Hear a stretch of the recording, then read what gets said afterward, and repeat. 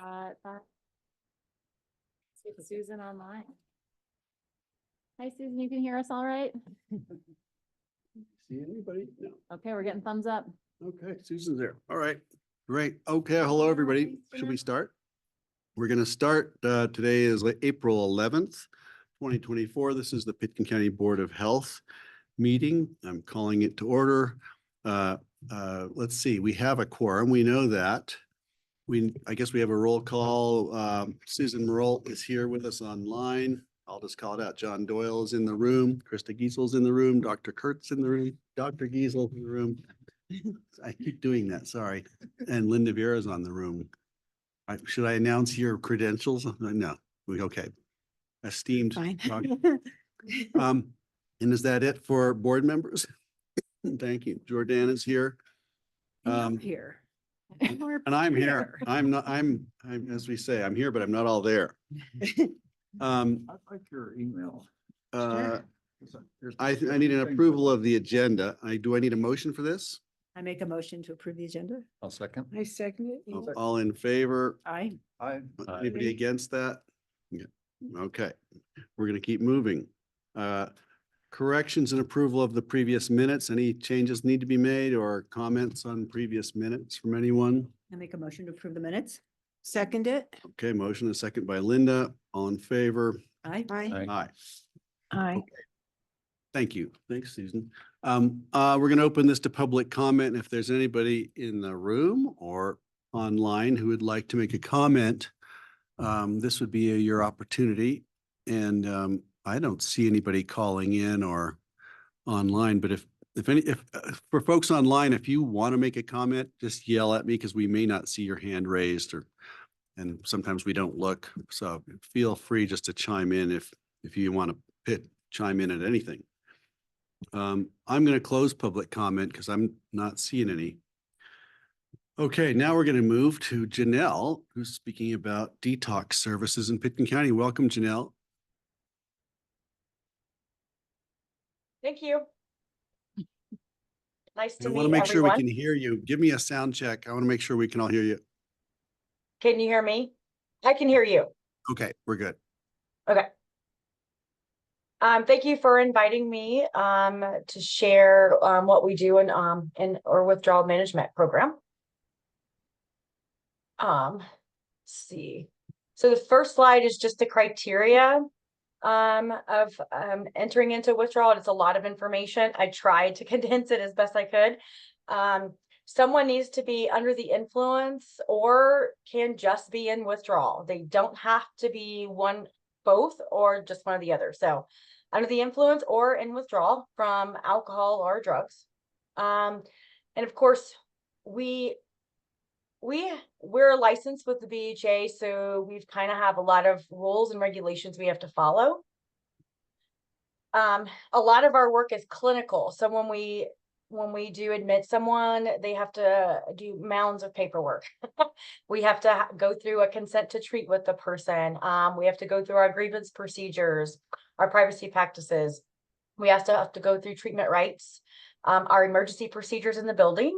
We also go over a disclosure statement for our licensure. We go over a fee disclosure, and then we have to do an infectious disease screening. This is all at the beginning, right after we do our vitals. So when we do Can I just vitals, ask you, where is your facility? oh, sorry. We're located in the Health and Human Services building. Okay. Downstairs, we have our whole wing where Aspen Homeless Shelter used to be. So you get these people, your patients primarily come from law enforcement? How do they get to you? The Aspen Valley Hospital, law enforcement, Basalt Police, Snowmass Police, and just self-admits. People walk up to our door or call us. Thank you. Sorry. Yeah, you're welcome. No problem. Good questions. Any other questions? Are you a healthcare provider? The only service that we can provide is withdrawal management. So we are a Medicaid. We do accept Medicaid.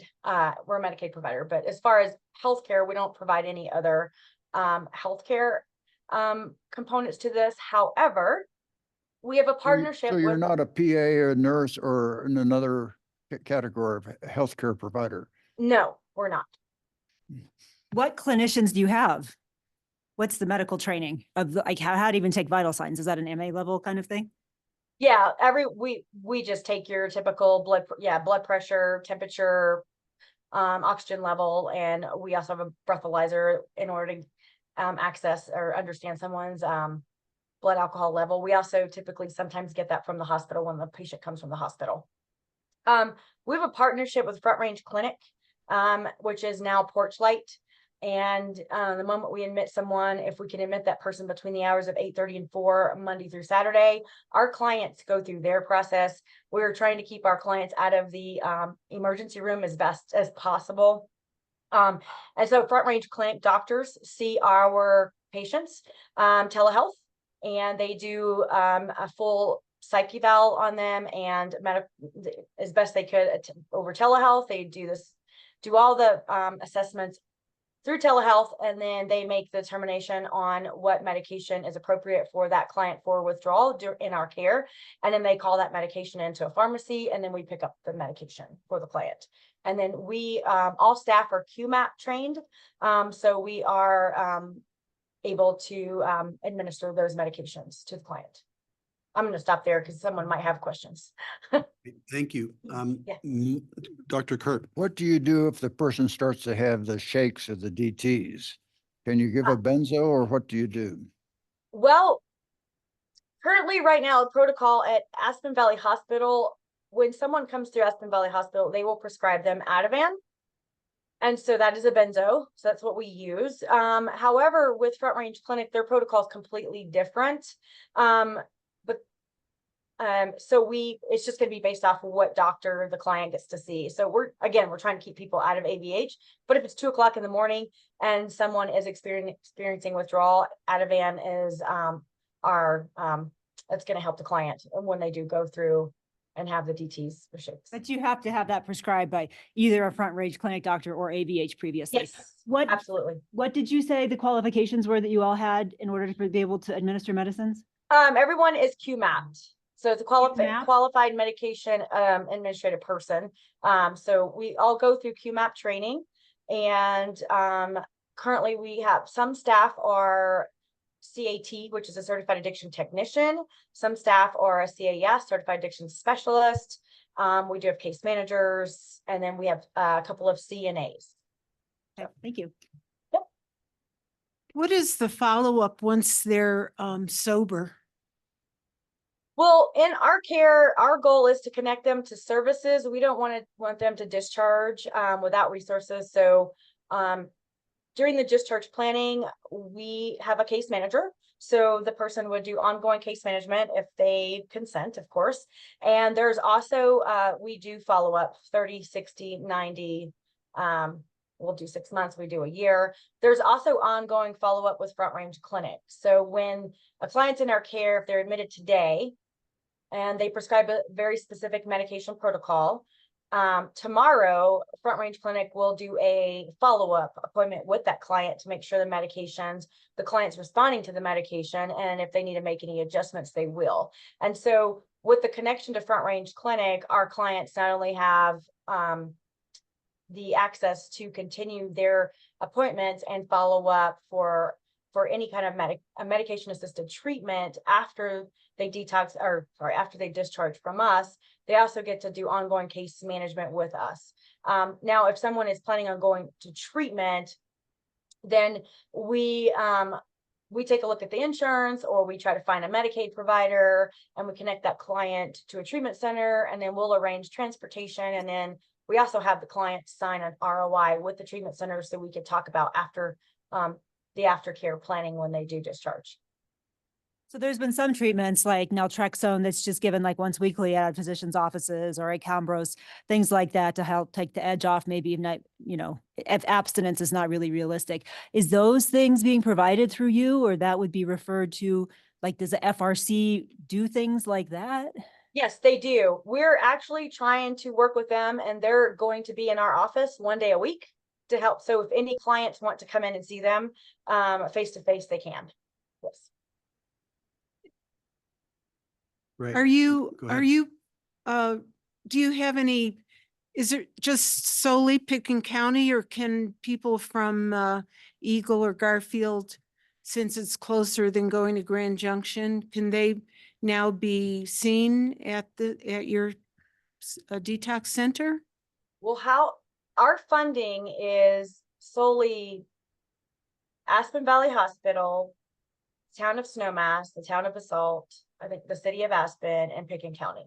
And so if a person from out of county is at ABH or at our door or been picked up by law enforcement, I will say, yes, we will take them. They're Garfield County, they're in our county, we will help them. However, if someone calls us and they're in Garfield County, they live in Garfield County, they're sitting at home and we know it, and we have to refer them we refer them to, I have another withdrawal management facility that we opened in Frisco in Summit County that we also are part of. And so instead of sending someone to Grand Junction, especially if the person is Medicaid, we'll get a Medicaid taxi and we'll send them over to our other location. I had a patient last year that lived just over the county line from Pitkin to Eagle, I guess it is. And your center was refused to see them. They said she had to go to Grand Junction. If it's not within county and it's a referral, unfortunately, it's our funding. Garfield County is not part of our funding. And Eagle County is not part of our funding. And so we do our best to try to get that person somewhere. But also, like, all of our funding is very specific to our community. And that's part of my contract. So I have to make Glenwood sure Springs was gonna following. open something. Is it opened Yes. yet? They're opening, I think it was supposed to be today. I think it's pushed back till May. Okay. But yes, Mind Springs Health is opening a facility, looks like a 9-bed facility in Glenwood Springs. I have a question. Yes. We have Eagle County residents in our watershed just down in Basalt, Garfield County residents not farther beyond. It sounds like Glenwood has a facility, but should we be going after Garfield and Eagle to contribute to this facility to take care of people who would be coming here? So yes, all of the conversations have happened, and the resulting funders that Janelle is talking about who currently funds it are the ones who have stuck through multiple transitions and are really the partners at the table, which is why those residency requirements, if folks are, calling from their home, why they'll get the answer that they'll get. But to your point, Greg, there is going to be an additional facility opening up in Glenwood Springs very shortly. And so I think that's going to take a lot of pressure off that Mid-Valley area and anywhere west of Glenwood Springs. And we're going to wait and see what that service actually looks like when it's provided.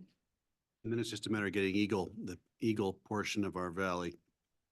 Well, they can, I think it's in all comers. They have asked for funding from different parties For Glenwood. I cannot recall if Eagle County is funding that. Eagle County is putting a lot of their resources into mental health provision on the Eagle River Right. side. I think they should How just many give us beds that. is this one? We have 4 beds. So Glenwood Springs is more than They're double gonna the size of what we have. Yeah. Right. Great.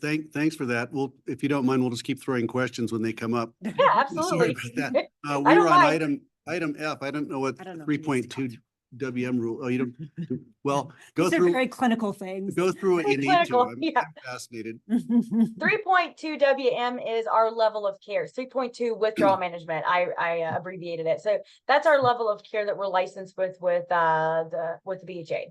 So and this was just kind of a protocol, just kind of to show you what we do. We inventory all their meds. We have an EMR system. We have to complete a suicide assessment with every client that we admit. We also are required by the state to complete a master treatment plan with each person. The A, if you go back to A, the CWA AR, CALS and CWA-B, most of the doctors probably know what that is. That's a withdrawal scale that we use for CWA AR for alcohol withdrawal, the CALS is for opioid withdrawal, and the CWA-B is for benzos. And so we use those for along with their vitals for assessing their withdrawal scale. And then we start the case management assessment ongoing with us. And then of course, like I was talking about the Front Range Clinic, so appointment, we do the 24-hour follow-up. I think that was How it. busy are you usually? How full are your beds most of the time? We had admitted 140 people last year in our 4-bed facility.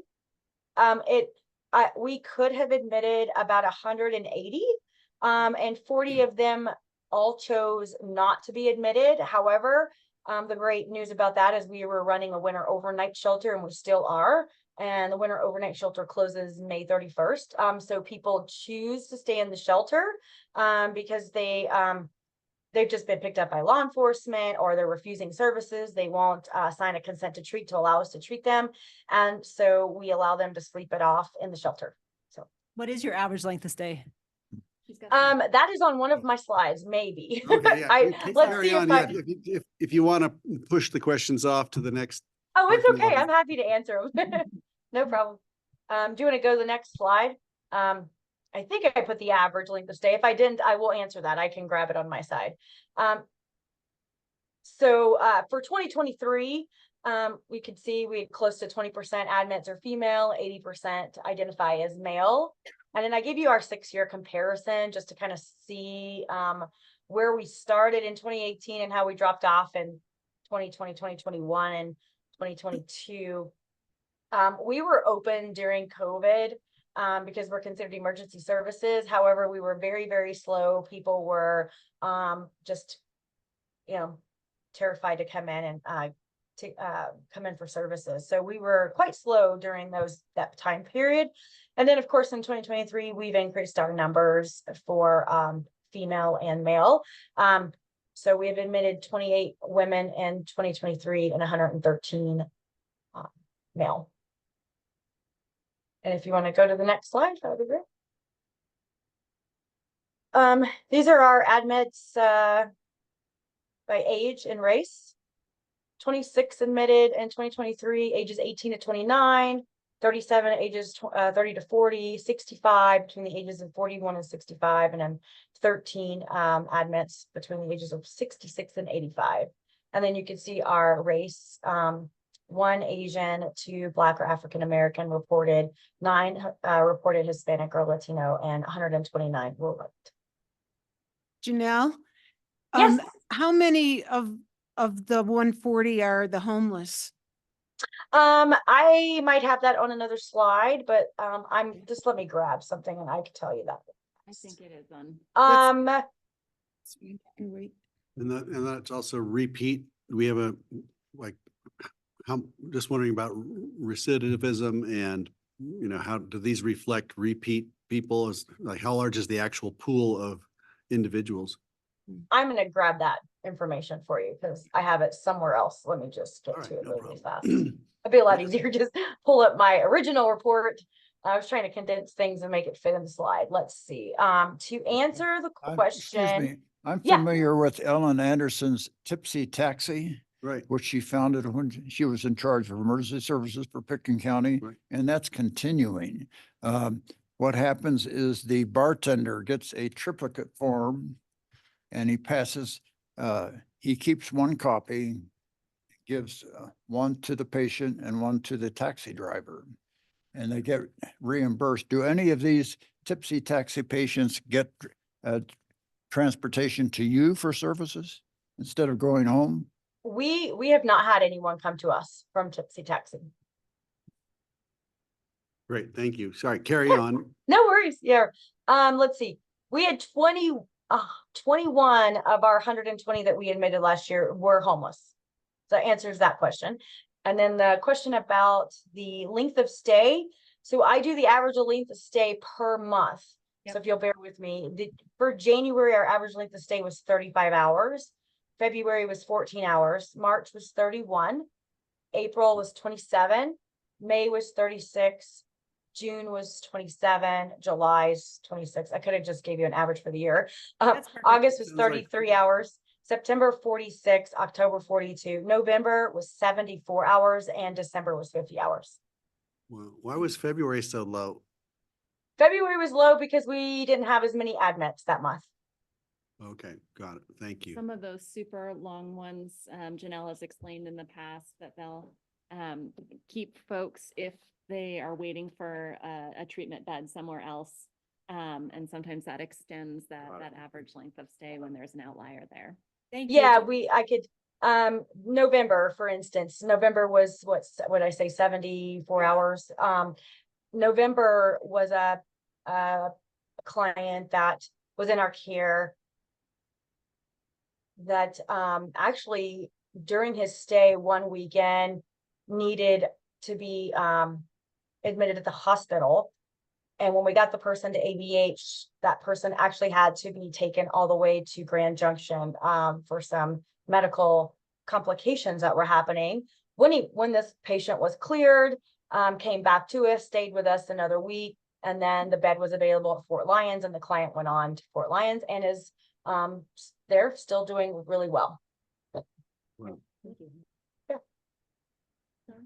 oh, sorry, John's got a question. Okay. Yeah, I was looking at the graph for admits by age and somehow I was expecting it to be upside down, as in more young people being admitted by age. Can you explain why the 41 to 65 age group is more than the next two down?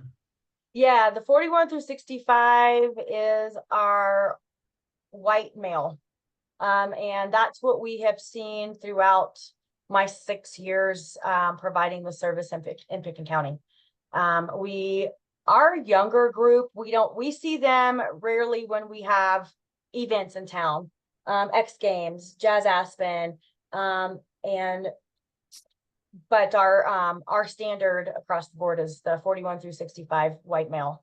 They metabolize alcohol better when they're younger. So Right, they- I was gonna say, they just, This is you the know. progression of a long-standing disease process that you see at this age group. Right. I feel as though we're all focused. It's great that we're focused on the opioid piece of this in the state of Colorado, but we also need to be focusing on the alcohol because our number one substance that we see in our facility is alcohol. I was gonna ask that, what are the opioid numbers, even in comparison? I mean, This year we've had a lot. I've had Okay. quite a few people come in for fentanyl, but we do have a slide with last year's. Yeah.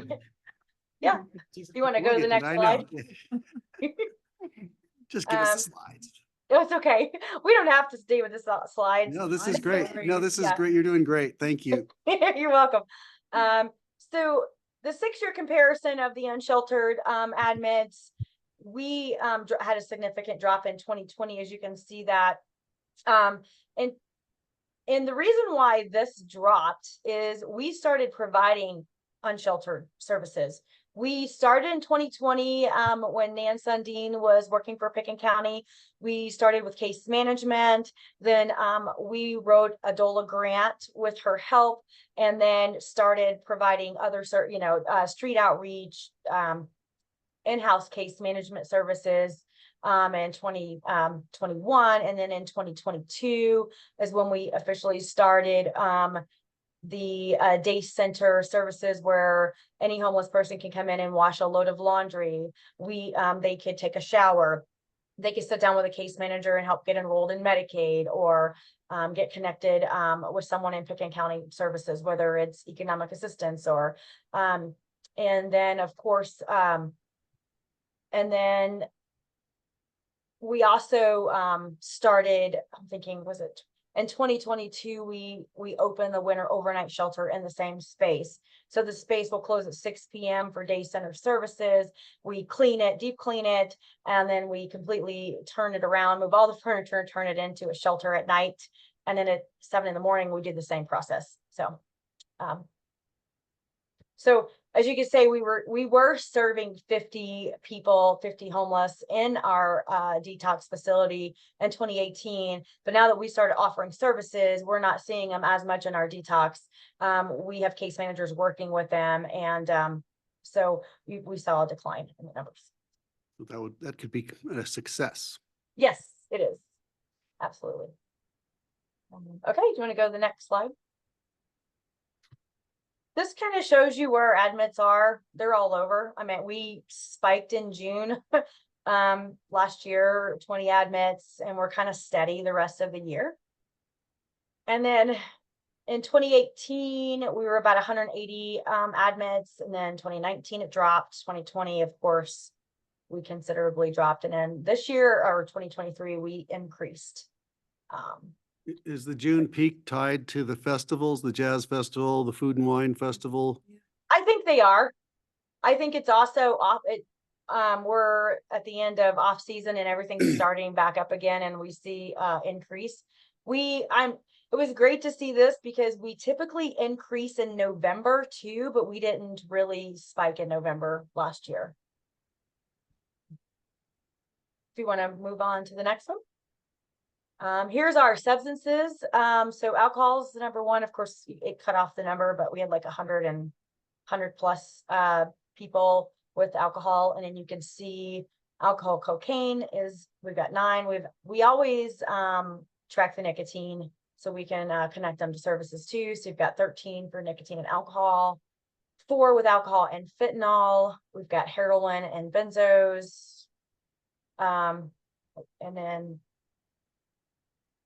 it's cut off some of my other, because some of these where you see alcohol, nicotine, I'll go back to it because it's actually several different substances.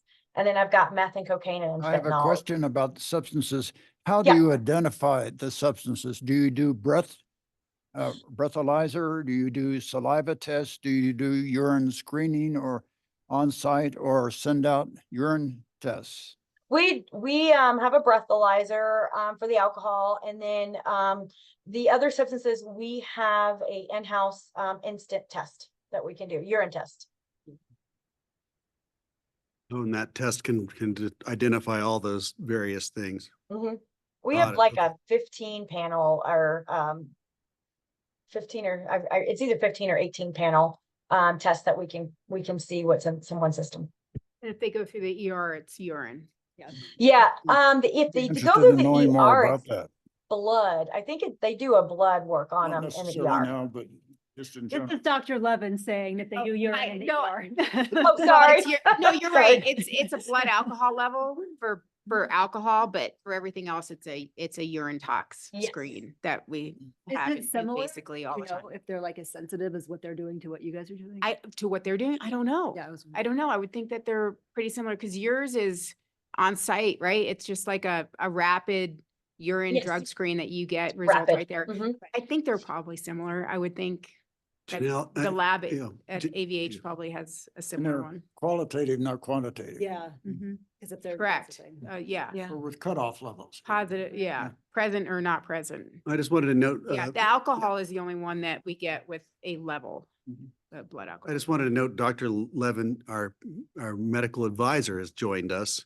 And Oh. Jill, I don't know if you can Hi, see her or Janelle. not, I but think that's we're back. Dr. Levin. Yeah. Oh, nice to meet you. Good. So you'll see on my substances, it shows alcohol, nicotine twice. The one that's below alcohol, nicotine, it says 1. It's actually alcohol, nicotine, opiates, and cannabis. And then the one that says alcohol and cannabis is alcohol, cannabis, and ketamine. And then the one that says meth and cocaine is also has alcohol in it. So it just cut them off. So sorry about that. So just compared, I mean, so the like alcohol, fentanyl, there's 4, it looks like there's 1 pure fentanyl. How is this in comparison to years before 2023? I mean, is this? Always, alcohol has been number 1. Right. I guess my question is, I'm always worried when opioids are really gonna hit us more here. These seem like low numbers to me right now. Let me look. I have a slide, so give me 1 second. I think it's a great question. I would imagine pre-opioid epidemic and during it that those numbers were higher. So during it. But I think that epidemic doesn't has seem- really yeah. changed a lot in terms of, I mean, there's 1 I heroin mean, too. Which yeah. You might miss the Right. fentanyl because it's so low, it's micro. I mean, these things that we run these at the VA all the time for our, our Yeah. uses, and even the qualitative ones right now, they're really sensitive assays. in 2018, we had 10 people admitted for heroin. In 2019, I had 11. And I had 9 for meth back then, and we don't see meth very often. 2020, it was 1. 22, again, we decreased 1, and now we're back up again. But with Front Range Clinic, I probably already have 10 people that we've helped this year from fentanyl. I was going to ask how it compares to, is it Frisco or is it Front Range? Where? Oh, yeah. For our Frisco location, we admit a lot of people on that I-70 corridor, and we have a lot of, if I'm using terminology correctly, polysubstance, and we see a lot of kratom and ketamine and mushrooms and a lot of fentanyl. Wow. So there are But other we still number one is still alcohol though. the Front Range Clinic, that's who they telehealth. Those are their providers in Denver. Oh, Front Range is your provider. Frisco is your other clinic. Got it. Okay. Thank you. Yes. Front Range Clinic is, providing us all the medical and psych scores. Yeah. Okay. Any other questions? We could. Janelle, are they individual rooms or what's the physical setup? No, our space is really condensed. We have 2 rooms and 2 rooms with 2 beds. So we have 2 beds for female. They're separated from the 2 men. So in the event that we have 2 males admitted and we have another incoming male and we have no information about having a female, we'll go ahead and admit that male. It hasn't hurt us having to, refuse a female at this point. We get more male admits than we do female admits. So, but yes, we only have 2 rooms and we have an office. Is there, do you ever discuss needing more space or wanting more space? We would like more space, and here's the reason why. We are a Medicaid provider, and with things changing at a state level, with the BHA changing, we would, as an organization, want to be able to be a 3.1 level of care, which is a treatment center that absorbs detox, which is 3.2. So we could not only detox someone, there's 5 to 7 days, but then we would roll them into 30 days of actual substance use treatment. And because we're a Medicaid provider, so we are looking, and we're hopeful, and we're possibly writing a grant that's due next year with Pitkin County support to find a location, to find a building so we could have more beds. Because if we had 4 beds for detox and 8 beds for treatment, like we now would have a treatment center that accepts Medicaid in our community. And that's kind of where we want to go as an organization. So. Got it. Okay. Interesting. Good to know. And this would be an entirely new facility that would have hold everyone. I was just wondering if you had overflow, say you had 3 males and then a female shows up. Do you have a way to a satellite facility or a safe space to put them? What we would do is we would work our best with family, friends. We also work with the AA community for transport. A lot of them like to do service work. We'll get that person to our Frisco location. The Frisco location is not specific on county or city of who could be admitted. And so that's where we try to send people, so we're not turning people away. Is Frisco the 3.1 you were just talking about? No, they're 3.2 also. We're also looking at changing our level of care there too. Our Frisco location's in an ATU unit. So it was set up for mental health, and it's a very safe space. We have the ability to have 6 beds, but we're only licensed for 4 in that facility. What, just out of question, what would be the ideal square footage that you could make do with? That I don't know. I'm working with my team to figure that out, because there are requirements with the BHA on what that space would have to. It would have to pass a very specific. My understanding is we have to go through a fire, and the major piece of this would be a fire inspection, and it can't be our local fire inspector that would do it.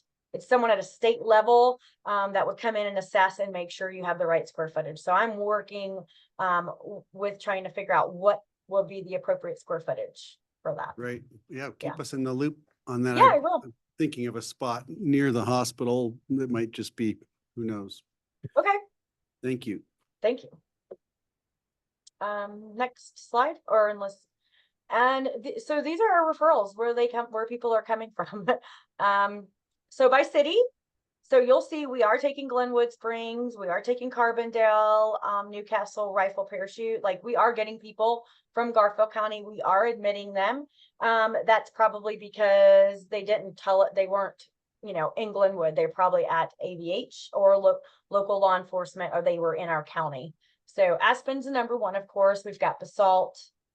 We've had a person from Breckenridge, Brighton. I do know those two people were here for X Games. So specific. We had 12 from Carbondale, Glenwood, one from Marble.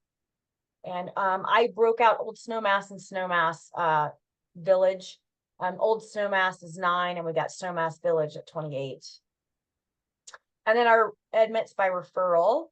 A lot of our referrals come from Aspen Valley Hospital. We do get some from Aspen Police, a way out, Basalt Police, a lot of family, friends, and we do have a lot of self-admits that people walk up to our door and say, hey, I need some help.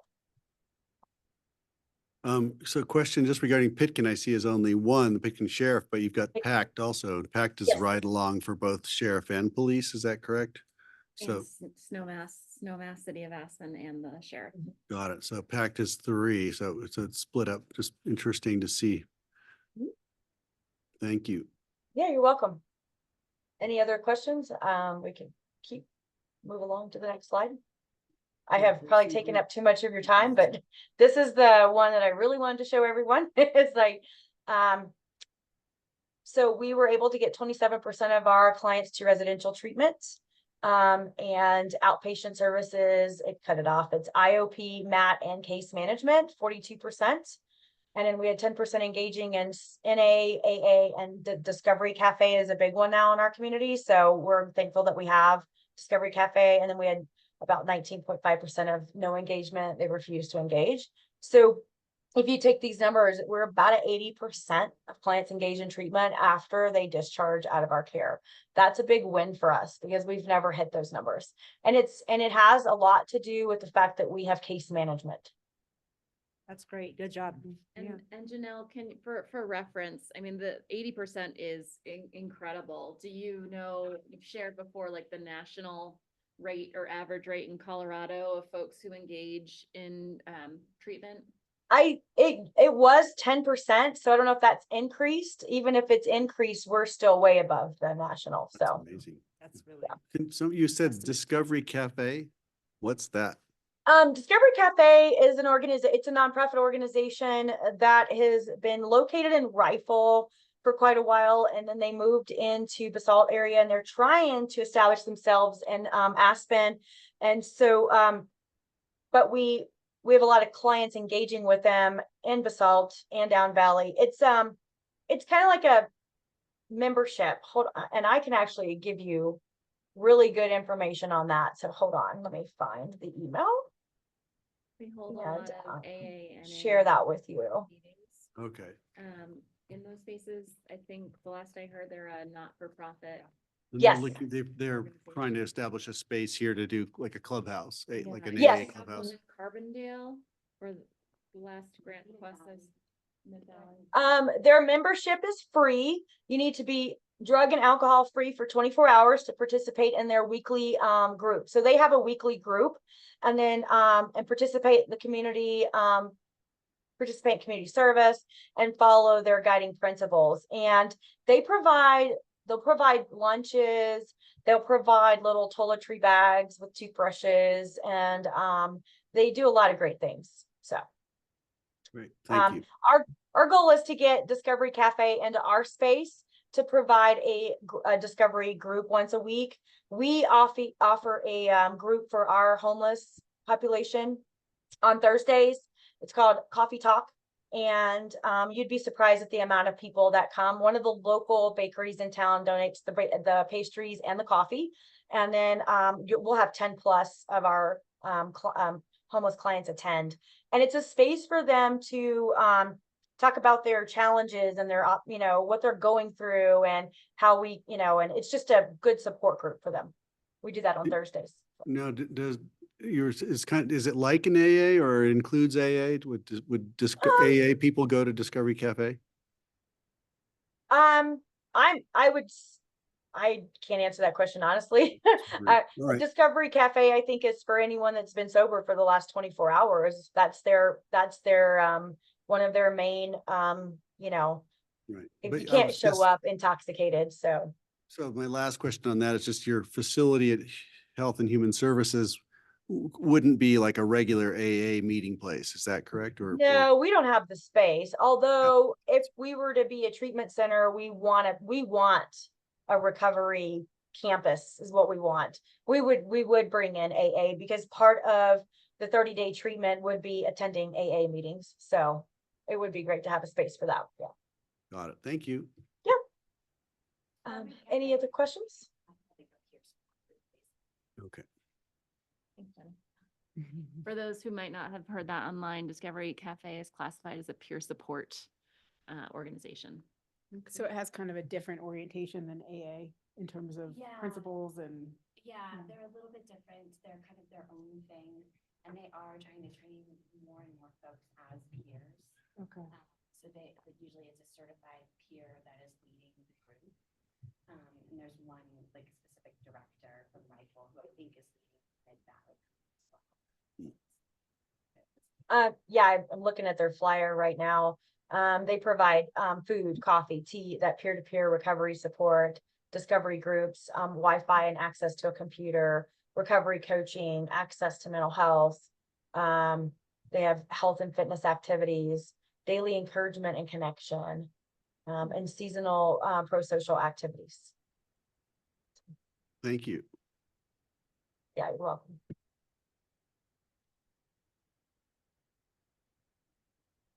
Whoa, I guess that's it. You're done. Well, That Kim, was I just had a- it. Okay. before you got here, Dr. Kurt asked about the taxi service that I've forgotten the name of already. Tipsy taxi. Do you guys get at the ER tipsy taxi clients that come to you first that then are referred on to this? Do you know if that's? I don't know of Wait, I anyone. thought that's- tipsy taxi was for people who didn't want to drive because they were drunk and they got a taxi. Or The bartender identifies them and sort of wants to help. Okay, yeah. So it's not coming. So they're not, yeah, I don't, Going home. it's, Okay. yeah. They're I mostly think going home. it's just Yeah, it's there's just not, there hasn't been a transportation, yeah. pattern as far as Yeah. I'm aware of. And there's Tipsy another, taxi taking people to the ER and then as a inroad To get better, to, Or just if to you're seeing rehab. clientele that way, it all doesn't sound like. I don't feel like it's a common thing. I'm sure Well, it's now that we probably have happened at Uber, one point yeah. that they But it's not. decide at that point that Yeah. they want to go to detox at the end of the night at the bar. But yeah, I think it's more of a safe ride home. That's my understanding. there's another connection possibly with Maddie Selden, who runs the Western Harm Reduction Group. She deals with sort of prevention as well as long-term prevention, where people are using syringes, et cetera. Great. Good to know. Two groups I hadn't heard of. Well, thanks, Janelle. Any other questions for Janelle or anything else, Jordana, on this? Thank Are you we so ready much. to- You're doing a really great That's work and I'm very impressed fantastic. with your presentation great. and all that you're doing. So thank you Yeah. so much. Thank you so Great much. to know this is in our And community. Thanks. Janelle, I think that this is the most questions the Board of Health has ever had for a presenter, so congratulations. Thank you for bearing. No Everyone's problem. engaged and interested and supporting you. Yeah, That's great good. presentation. Thank you. Yeah, Do thanks. you need me to stay on or am I done? Only if can we elect you to a position? Thank you so much, Janelle. We really appreciate it. Thank you Right, so much bye-bye. for everything. Thank you for your support. We appreciate Thanks. it. Thank you. Have a great day. Okay, now the moment we've been loathing. Board elections, we're 6 minutes ahead of schedule. Maybe Krista and I should leave the room. Luckily Jordana knows what to do.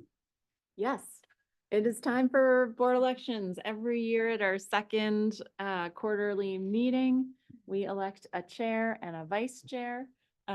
Very simple process. We'll ask for nominations. We'll write them down if we have to, or just remember who they are, and then we'll go through and vote.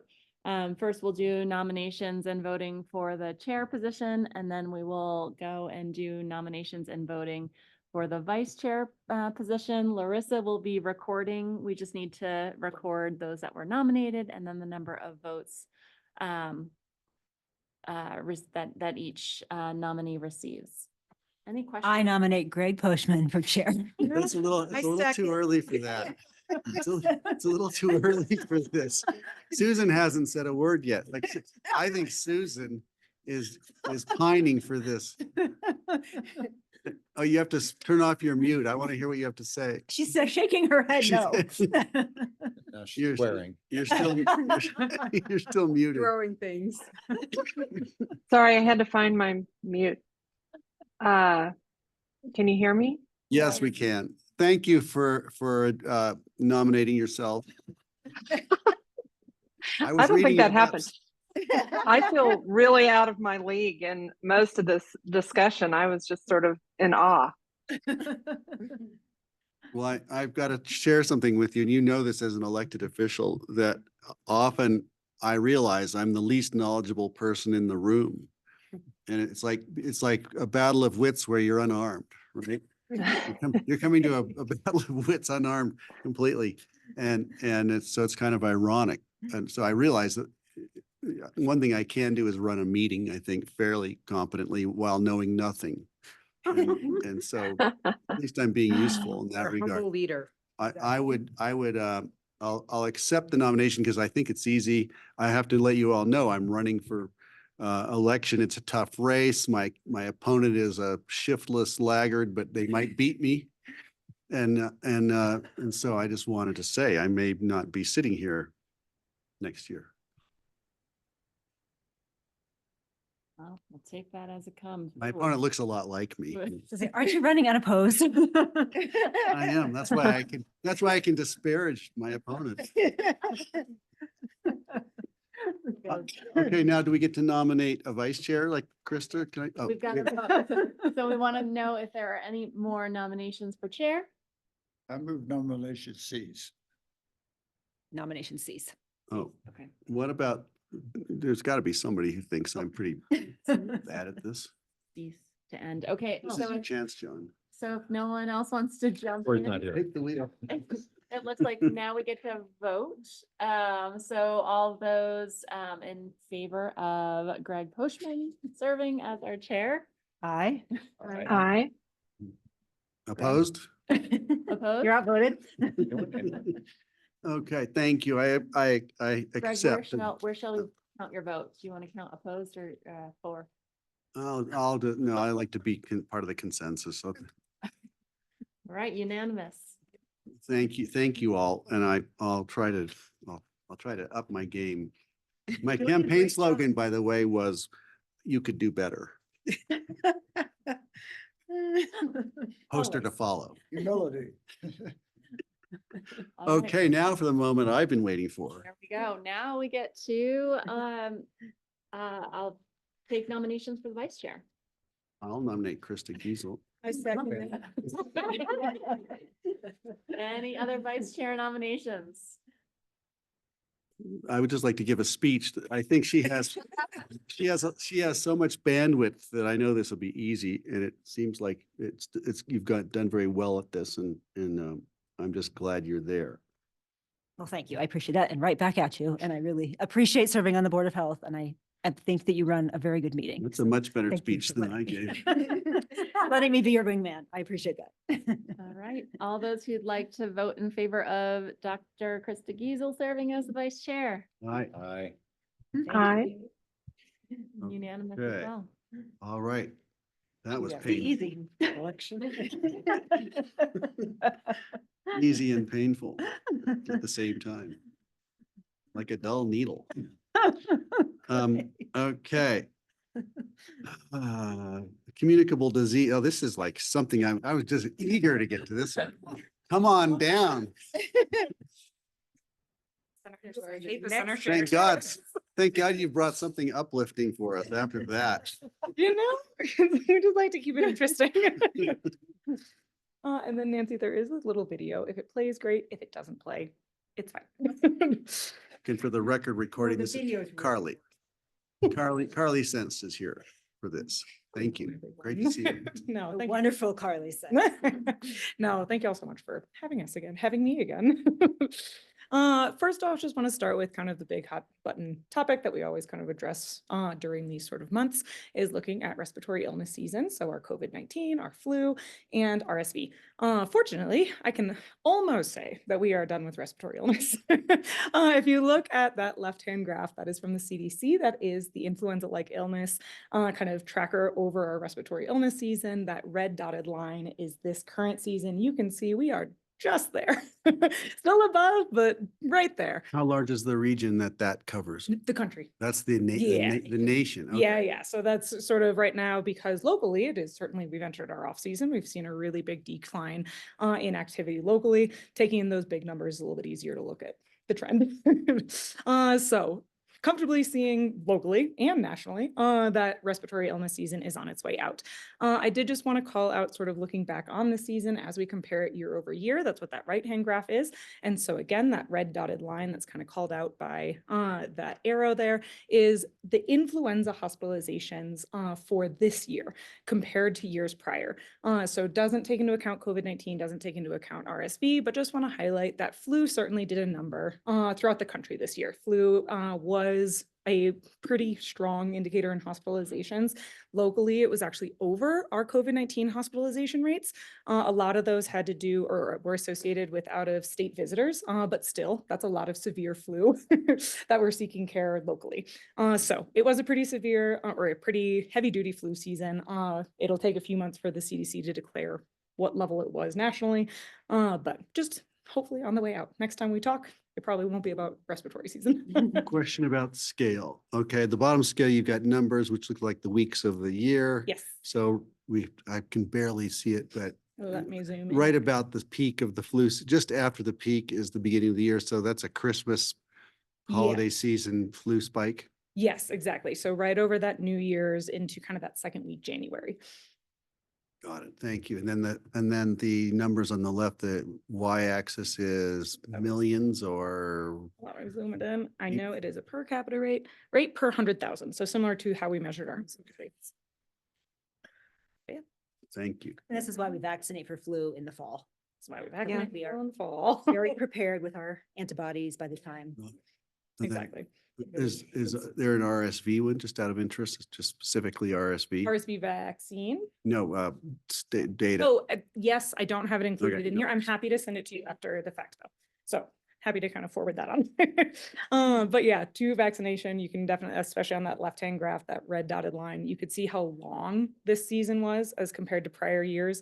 There's no crystal ball, there's no magic to this, but if I had to, guess, an educated guess of what we look for in future respiratory seasons, you could see the spike wasn't as high as it could be, but that it's very long drawn out. And so we're having longer respiratory illness seasons, which can certainly help, or vaccinations can help reduce the spike in that kind of impact, especially on our hospital systems. Great, thanks. And do we want to look at the one on the right? Or is that where you already? That's Oh, where no, she was no, talking about sorry. the current season. Oh, The that's right current. is Oh, just shit. flu. Okay. That was- Yeah, yeah. So That's her it- blank thing. That's the one. Got it. yeah, Okay, yeah, thank sorry. you. I was still looking at the peak on the left. I know, so apologies. All right, thank you. All big takeaway, we're through the worst of it now, hopefully, knock on wood, but which is nice to see. Anecdotally, I can concur with that. It took a long time. All right, next one. All right, a different respiratory illness and not typically talked about. I think I talked to the board about this a couple years ago now. So this is a little bit of a flashback. You can go ahead and hit the video. I think it'll play, knock on wood. And so we were, I didn't expect full screen, my goodness.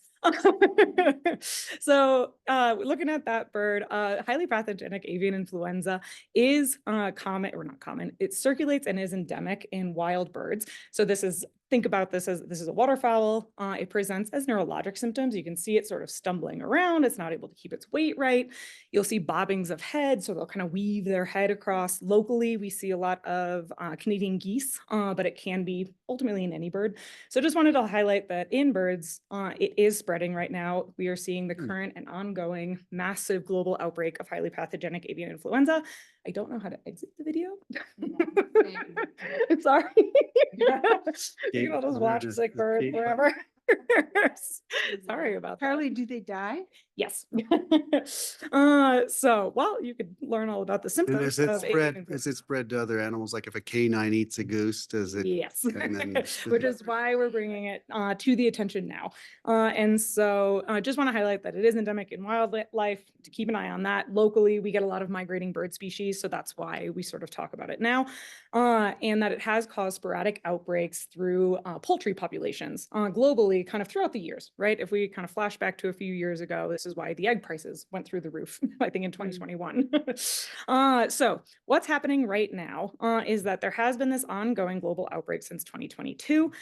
This is a type A influenza virus. The current clade that is circulating is H5N1. There are a few different ones you might see in the headlines. Just like any other good flu virus, there's quite a few different variations here, and there's quite a few numbers of avian influenza specifically. But the one that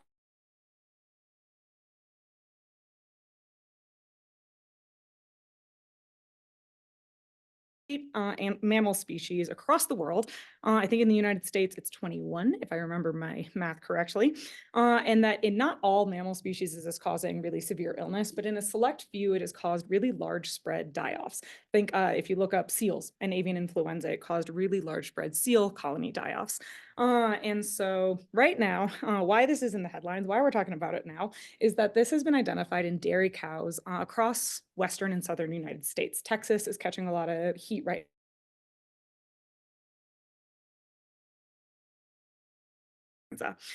this has led to a transmission to a human case. So it's one of 2 human cases of H5N1 identified in the United States thus far. And that right now, the current public health risk is low. So I don't want to cause too much alarm. It is low right now. But because of this virus's ability to mutate and to show that it's been able to affect mammals, there is a bit of a higher alert right now tracking this virus as it's kind of going through the process. And in the spring, during this time is when we get our migration. And so locally, we are keeping our eye out for any sick animals, anyone who keeps backyard poultry, really upping those kind of biosecurity measures to help protect their flocks, help protect themselves. And then on that right-hand side, you can see just our general recommendations. No one should ever be approaching wildlife ever for multiple health reasons, not just public health and viral, but especially ill wildlife, or especially any wild birds that are displaying any of these symptoms. We know that our community is usually pretty eager to assist animals. We like that. They're very compassionate. Not this year. And so for individuals, keep backyard poultry, for individuals who might be coming across those ill wildlife, those 2 links in the slide deck will take you directly to a report form. So any individual who sees maybe their backyard chickens got sick, you can report that to CDPHE, so the state public health department, and then any sick or wild birds. So if you notice multiple birds dying off or any animals acting ill, you can report that to the Colorado Parks and Wildlife. So again, public health risk is low, but this is certainly something that we are tracking closely and keeping our eyes on. Do you have a, can you share this deck with us? Because I'd love to just send this to my daughter who works at a wildlife rehab center. Oh, of course. I'm sure they should all be on alert for it, but yes, no, I would love that. Do we send it out? I'll be sure to send this. Okay. I'm happy to do just it inched away individually, from but- me when I said that. Awesome. It just gives me a nasty view back at a Board of Health meeting where I presented this insignificant little coronavirus Okay. happening somewhere else in the world. Pay no attention. Language of like, don't worry, it's not a big deal. I'm not No one has I'm died not from this looking yet. at it. They have Right. infections. We've had No, no I know. mortality. It's just like, it's just so, like, you just never know what's gonna happen, you know? Yeah. And yeah, it's always good to give all. Are we the looking info for and that in everything. wastewater? Not yet, but it would well, be you- interesting. It would be What's interesting to next? see.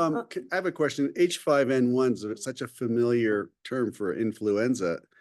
Is that a different H5N1 or is that this individual avian flu? Because it seems like that indication's come around before, that moniker. The way that we classify flu viruses is always with an H number and an N number. And Okay. so if you recognize H5N1, it's not new. It's been around. So I don't want to say it hasn't. So how do we know how do we know we're getting it from our goose? What do you, this year specifically? Just wondering if, could I have gotten it last year from a human, but this year it's likely to come from a goose? Gotcha. No, for H5N1, it has never made the complete jump into human populations. Okay. What's It is what's avian, new this year is, or this year, the last couple years, is that this has impacted multiple different mammal species. Right. And so we've seen sporadic, so Genetically. like before 2022, we saw sporadic infections of mammals, but it was really like one-offs. It was weird transmission rates, nothing super alarming. What happened in 2022 is that the virus has made jumps to multiple species. And if you're talking to Right. me, which that's what's the most alarming part about it. Is Well, and that that a there's- herd of cattle have it at the moment. and that are exactly. And so fortunately right now, the cattle are not showing severe illness, which is great. That is a positive sign. That being said, it is just something because of this virus's ability to mutate. We are just keeping our eye on it. And so for this group who knows COVID so well, the same thing about that, like thinking back through COVID, all of our pandemic potential viruses, so flu, COVID, there's a few different other ones that are just really mutagenic. We keep our eyes on them all the time. It's never a clean slate. It's never not a risk, but this one's just setting off a few alarm bells because of its ability to move into mammal species right now. This is, My understanding of the H5N1, it's like the spike protein on the coronavirus. There are proteins on the surface that identify that. Got it, type of okay. flu. It's, and there's I can't remember what they stand for. There's, neuraminidase or Yep. something. And Yeah, That was good for you. you. Pulled that out of the vault. Don't quote me on that. I was thinking You this, might be right. this, You this might be does right. seem analogous to, hearing about the Chinese, vegetable or fruit or meat markets, when we first started hearing about that, it's like, oh, this kind of reminds me of that phase. So you've kind of opened the door there for us. But we've been through the avian flu before. And again, I mean, 2008 was a big year when an avian flu came through and we got a virus for it.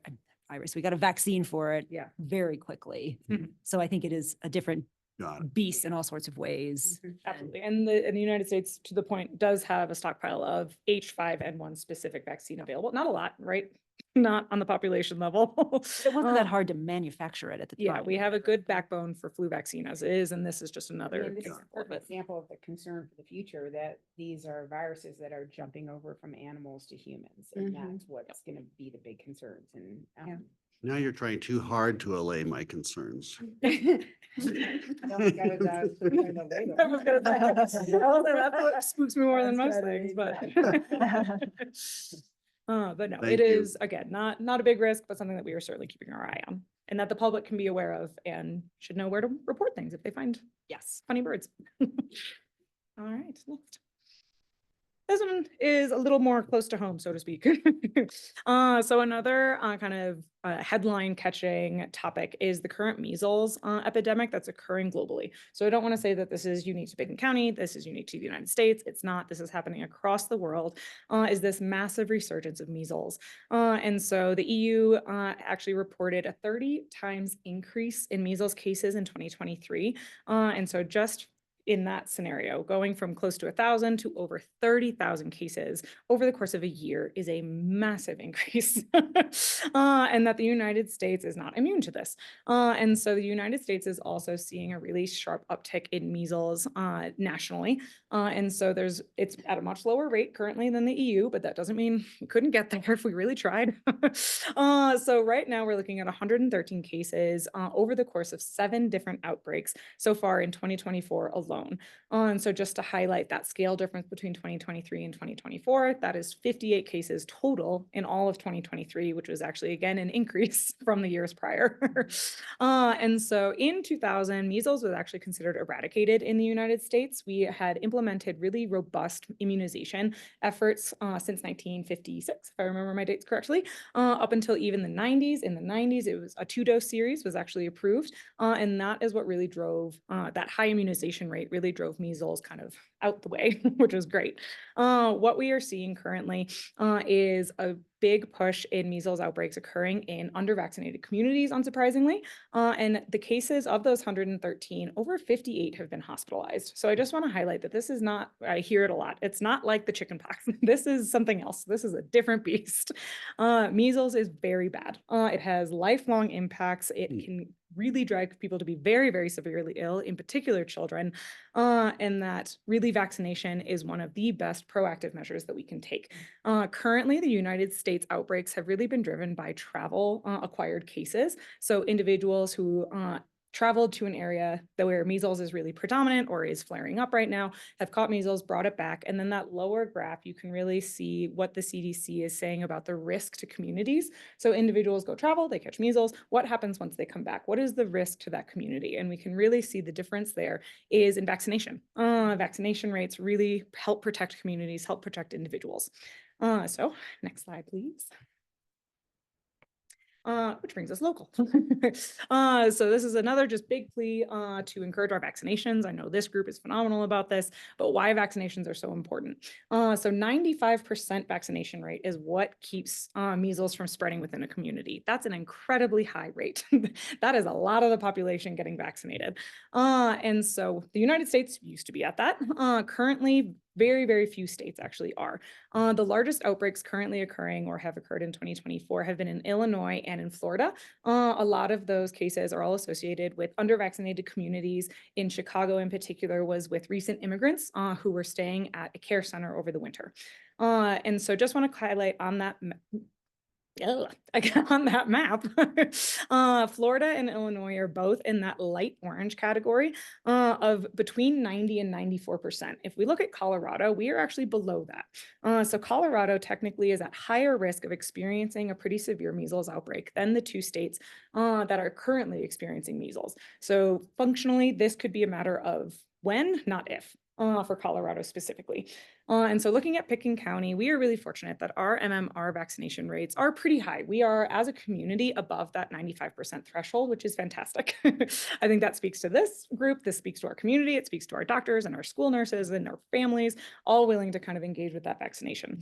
That being said, we do have some unique factors that some other counties might not experience. And so even though our resident population has that really high vaccination rate, we do have a large influx of visitors, not just in tourists, but also in kind of our workforce as well. So seasonal workers, down valley workers, and our tourists. We don't know the vaccination rates for that population, and that could impact our protection. What about Eagle and Garfield County? That'd make a big dent in our knowledge base. Yes, and Garfield County is lower than Eagle, but Eagle is quite high. Eagle, I think, is at 94, if I remember correctly, but don't quote me. I'd have to double check. Lower than that. Exactly. And so it is, Joe, we see that this risk is not shared equally amongst kind of that population, including locally, even in our schools, right? We know that kids are really susceptible to measles. We keep our eye on that. And so even though as a population, a lot of our schools, a lot of our child care centers have above that 95% threshold, there are certain ones that do not. And so risk is not shared equally. There are pockets of higher risk, even located within Pitkin County. If anyone's interested in checking if their school or preschool meets that requirement, is above that 95% threshold, you can use that link, which will be shared after the presentation. Question To about check the our vaccine. How long does the vaccine last? Looking at the previous chart, I'm a 1959 birth date when it Good was question. peaking, and I had the vaccine as a kid, but I also had measles. Oof. So what does that mean for me now? The recommendation is lifelong. So if you've been fully vaccinated, it is a lifelong level of protection. That being said, there's an asterisk here. Sorry, not to throw a curveball. If you were vaccinated before the 90s, you are eligible to get that second dose because that 2-dose regime was approved then. That being said, it's not a rush to go get vaccinated. Don't feel like you have to do it now. If perhaps you're traveling to a location where they're seeing a large flare up in measles, you might want to speak to a travel nurse to see if that could be something that you could benefit from. And also get your antibodies checked. Oh, Yeah, especially if you got it. That was going to be the next step, is go talk to your doctor. Each person is unique. I just have to put in a caveat, put on my other hat for a moment, because I did get some as school board member questions about this when this came out in Florida. All of the Aspen public schools at this time are above the 95% threshold for immunization. Yes. all the Aspen yep. schools. Aspen Public. Public schools. So community school, Waldorf school, all those other schools. are not under my purview, and I do not know. I'll bet they're all. If you're curious, you can go look them up. We can look them up. Okay. Are many of these cases preschool? Yes, there are young kids. Yeah. Are there any deaths? Have there been deaths? Not right now. don't quote me, I didn't check this week. So I hadn't seen that in the. yeah, I was gonna say, but I don't want to put my foot in my mouth. Okay, is that, oh, yeah, there's more. One more, these are Okay, quick go ahead. housekeeping. Yeah. Mpox is increasing in Colorado in particular. So this is more local than kind of the nation and looking at measles. So Mpox is increasing, again, similar small case rates, but we are not catching all cases. Very few of the 38 cases that have been identified in 2024 are epi-linked, meaning that they're connected to another case, another identified case. So that means that we know that there is community spread that we're not identifying as public health in the state.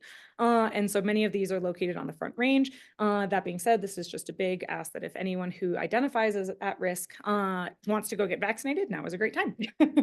Community Health Services has that vaccine. There's also other regional providers kind of along the I-70 corridor and along the Valley corridor.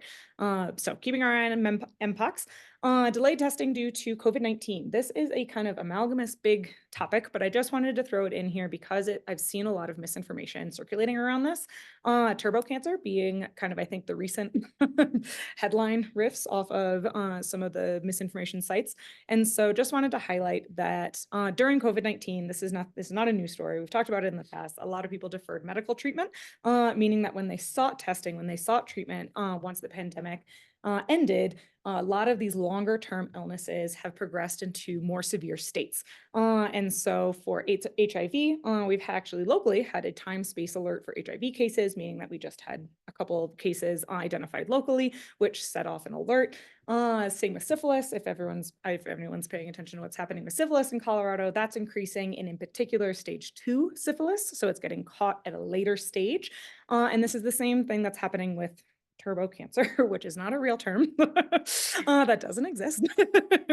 But that is a term that's being used to describe the fact that a lot of people or a lot of cancer patients are now getting diagnosed with cancer at a later stage. A lot of individuals are associating this with receiving COVID-19 vaccines. That is not the case. There is no data to support that at this time, but there is data to support that individuals who delayed medical care over the pandemic are now getting diagnosed at later stages. So just wanted to highlight that if that's been circulating in anyone's inboxes or if anyone's receiving any phone calls or questions, it has a lot more to do with how we collect data and the other secondary impacts of the pandemic. The final one is EpiTrax. So some of you may be familiar with CDERS, the Colorado Electronic Disease Reporting System, that was implemented in 2008, if I remember correctly. And that is going away. It is sunsetting on May 14th. And actually, I think I misspelled that. I think it's the 13th, but my bad. That's a me problem. And that this is how we get all reportable illnesses directed to public health. This is how we conduct our case investigations, our disease investigations. And this is getting replaced with EpiTrax, which is a much more modern, a much better integrated system. So this is a positive change. I'm super excited about it. It's been a lot of fun to kind of get to know and learn through. And just wanted to call it out here because we are ready. We have been in there. We are trained. This will not disrupt disease investigations or any sort of coverage that we're able to provide to the community, but that the data that gets produced by CDERS at this point is likely going to change. And so especially the COVID-19 dashboard, which I think everyone here is relatively familiar with, that is going to change since the way that we collect that data and that we throughput that data is going to change. So it's an ask for a little bit of grace in that month or two after that transition as all that data shifts over into this new system. But all in all, very excited about that. It's a good transition. About time. Is EpiTrax more of a national system? Yes, it aligns with like California, New York, and there was a couple other ones. Yeah. So a bigger. Be able to link in a little bit easier. Knock on wood, I hope so. You're 15 minutes ahead of time. Good job. Hey, I thought this was going to take a while. Well, it did, but you compressed it. Amazing, as you Try to always do. Talk fast. Fascinating. Any further questions? We're going to move on. If not, but that's, Thank you. once again, this has been really fascinating meeting so far. Good job putting this together. At Community Health Services, we're trying to test anybody from 14 to 44 because of the syphilis increase in the state. So It's a big one. 44 is when you stop. Yeah. unless it's indicated. Maybe up to 99. Yeah, right. I've heard that it's actually on the increase in seniors. It's hugely on the increase. Yeah. No, the syphilis increase is large. It's huge. And Community Health Services is one of our fantastic partners, does an excellent job at doing a lot of the prevention. So having an older demographic doesn't get us off the hook. It does not. Here in Party Town. Exactly. There were a lot of studies about STIs in nursing homes a few years back, so. Wow. Okay, are we ready for the next? This better be as good as what we. Well, I feel. You helped in I the might last one. take up the 15 minutes that you did, so, but I'll try to speak quickly too. Thanks, Carly. Thanks, Carly. Yeah, that was great. Okay, so this is an issue, gun violence. It was actually on my agenda in 2020, right before COVID. And I was really interested in doing some kind of a local intervention or something locally to address it. And here we are 4 years later and finally getting back to it. So it was thanks to Jordana for reminding me that it was actually there. Because it is really, obviously it's what we could all call an epidemic at this point across our nation. It has affected everyone in every community in some way, and certainly here in Colorado. So I'm just going to go through some data first. There's so much data out there and there's so many different ways of looking at this. But so I just wanted to show some first and then tell you what I'd like to try to do locally, which as one small local step, which I think is the only way that we can do things and to make change. Anyway, so this map just looks at Colorado in the broader perspective of the nation and where are we in terms of firearm mortality by state. So Colorado 17.8 for 100K. We're in the middle. We're not the darkest states have the highest rates and the lightest ones the lowest. And so we're right in the middle, but it's here. Next slide. And another just kind of alarming look at mass shootings. We all know that these have been increasing. You see them in the news almost every day, it feels like. And looking over the past decade, that they have steadily increased. Now, 2021 was the height, and now it's kind of leveling off. And we will see that in a lot of other gun violence data, that 2021 was kind of a height, and there was a huge acceleration from 2018 up to 2021. Is a mass shooting more than one individual? Isn't it 4? So that was more than 3. I think. Is it more than 3? Yeah. It's more than 3. Oh, okay. So in 2021, more Americans died of gun-related injuries than in any other year on record. 48,830 people in the US. Okay, next slide. So looking at Colorado, and specifically, we see this here, there's been an increase over the past decade, even more. This only goes to 2019, so the next slide actually has data on 2020, 2021. But if you go back to the previous slide, just quickly, looking at what I'm going to get into a little bit more is the difference between suicide and homicide in Colorado. So suicide in Colorado accounts almost every year for about 75%. And nationwide, that's more like, I think it was 54%. So suicide, particularly in Colorado, is an issue with firearms. Next What's slide. other? What is that? I don't know what An public- accident? I guess, is it It an must be, yeah. accidental? It's got to be accidental. Yep. Makes sense. So this just continues the 2019, 2020, 21. N on the left side, you see, this is in Colorado, 847 up to 918, then over 1,000 in 2021. And that was the height as well. It's now since then gone down a little bit. But more importantly, I think because our population is increasing, is the adjusted rate. So 14, 15, and then 17 up to, so just my point is that it's increasing here.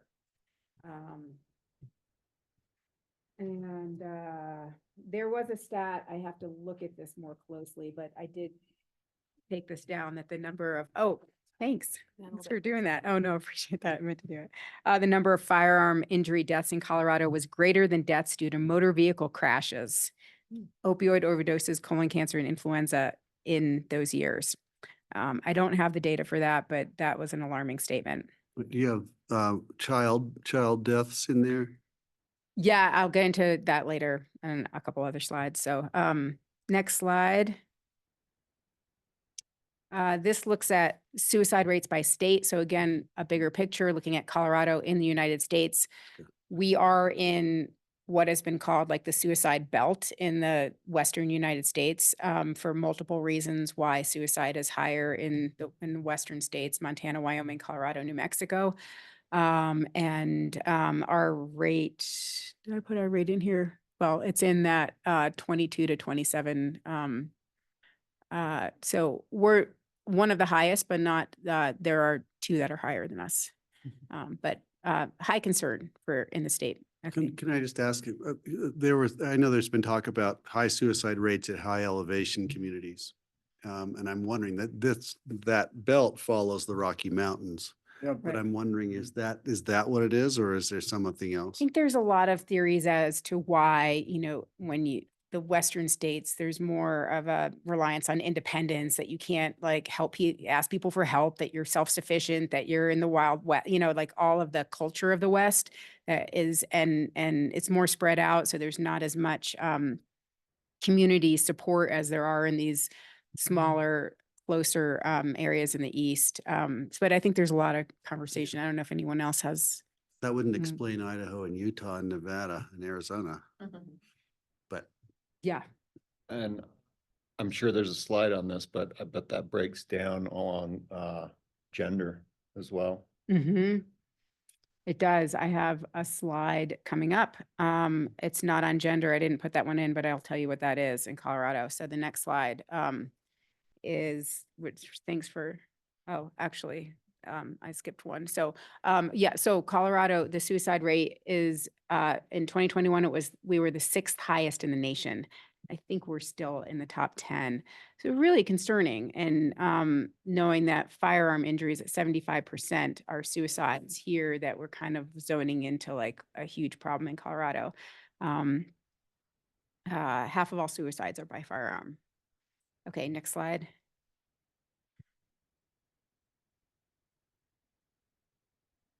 So this just breaks it down a little bit, looking at ages, and which I think is really interesting. So the blue bar is total, and that's the highest number among age groups is the 19 to 24-year-olds.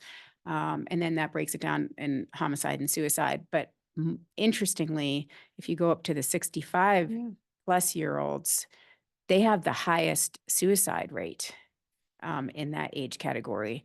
So it kind of progressively gets higher. It's somewhat equal between 19 to 64, and then it jumps up in a little bit in the 65 plus. So just thought it was interesting. Kim, is Eight- that related to terminal illness possibly?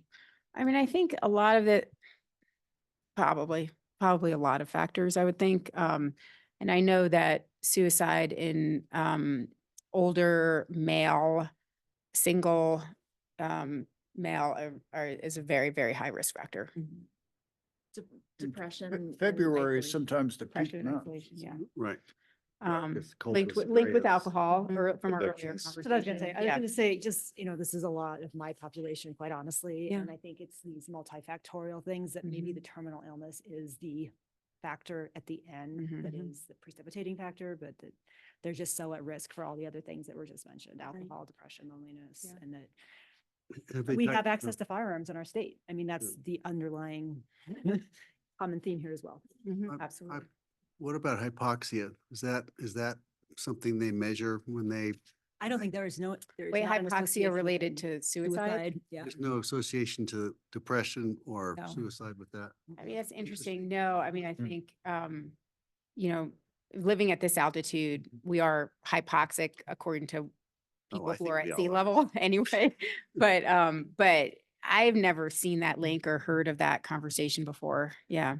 But I mean, what we're getting to with the Rocky Mountains has to do, again, more with the independence, but I think also the access to substances that are more accepted in these communities Party than they are atmosphere in other the places. mountains. Exactly. Alcohol being the number one Yeah. thing, as we've discussed earlier, and that just leads to depression and loneliness and bad choices. I mean, I agree. It is multifactorial and complex. And increased deteriorating health. Totally Yeah. over, and so that's the end age, right? Like you can compensate within your body for a long time.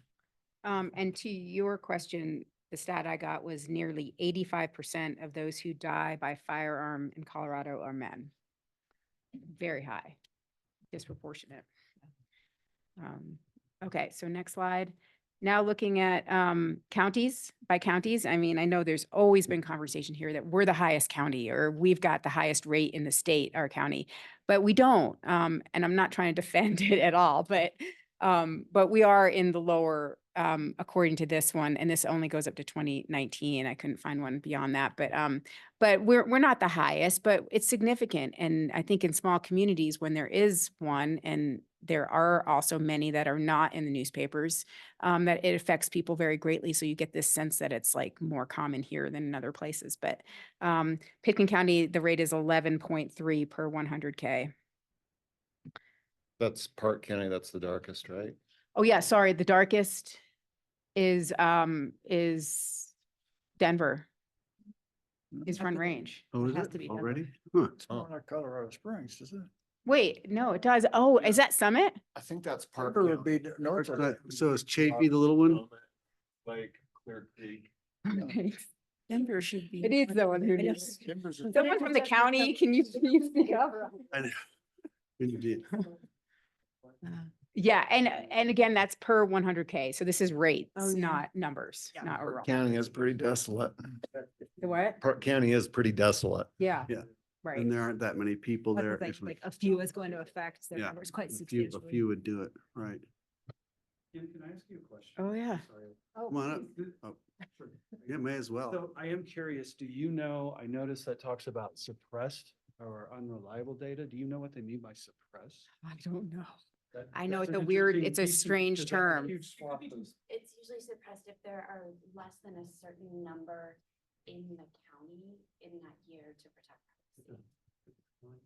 Did you hear that, Susan? Okay, that makes We're not, Susan's not hearing this, so they have to come up and talk. That They're gonna makes come- sense. that it's The almost suppressed gonna- data it's gonna be is because discoverable. the numbers may be so low that if they were reported, it would be possible to find out who they were, Discoverable, and which would yeah. be a HIPAA violation. Okay, that's what, interesting. That is interesting. I mean, it shows how rural our state is. I mean, just the majority of it. Okay, next slide, please. So this is looking more at children now, and this is a sign of a protest at the Colorado State Capitol just over a year ago, March 24th, and it was right before Polis did sign some legislation, which I'll get to as well.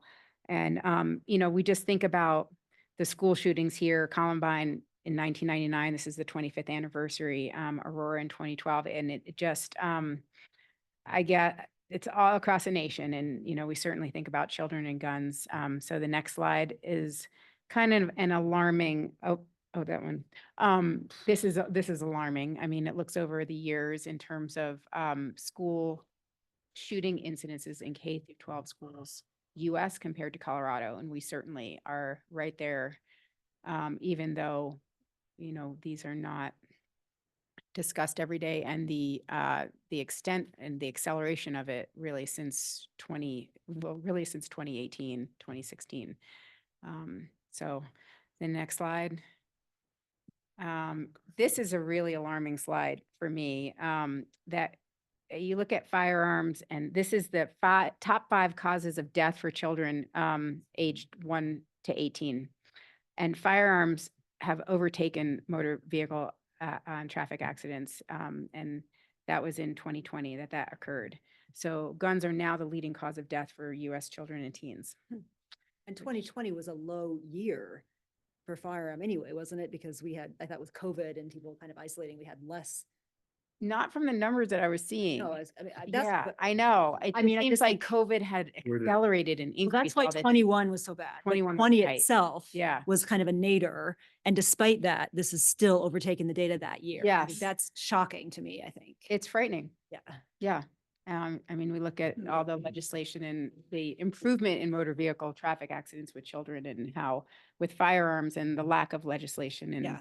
and control, that it's just kind of gotten out of control.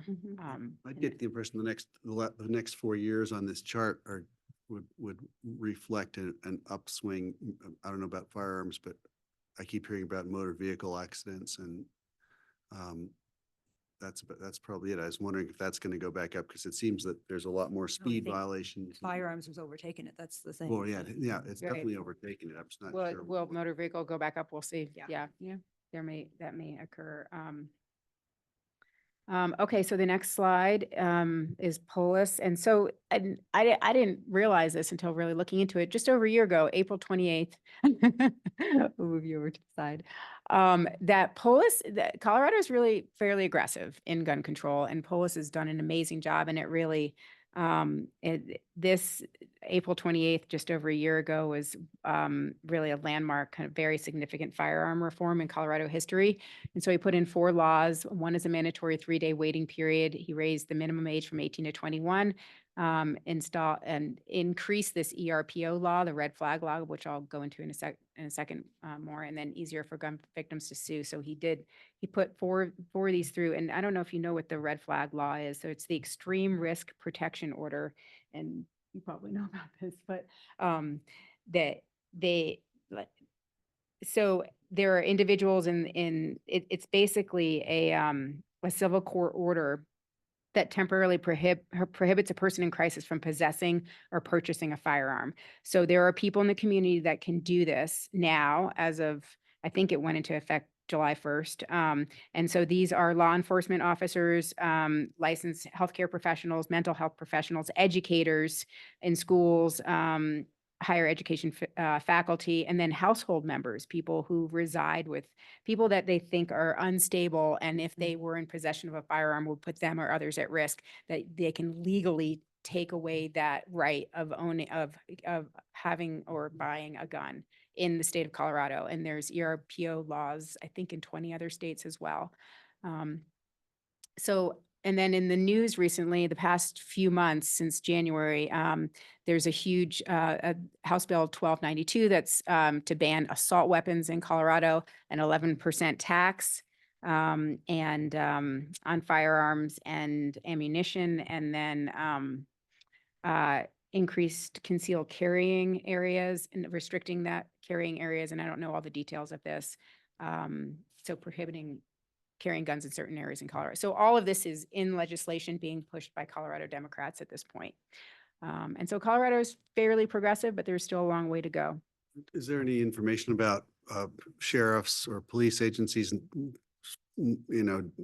stating that they'll not enforce on that? I thought I saw something about when the red flag first came out, there were sheriffs who, drew a line in the sand and said they wouldn't That they wouldn't do it?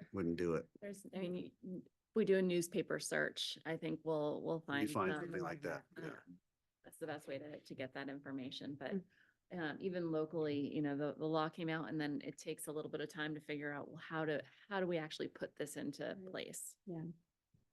Yeah, I don't know. I don't know if it's been used yet at all, or how to use it. I mean, I would think in the ER that might be one place for it, but it certainly could be used in many different circumstances. And do people even know about it? This is one thing I think healthcare providers that I know of, at least, have been very well versed in since it passed.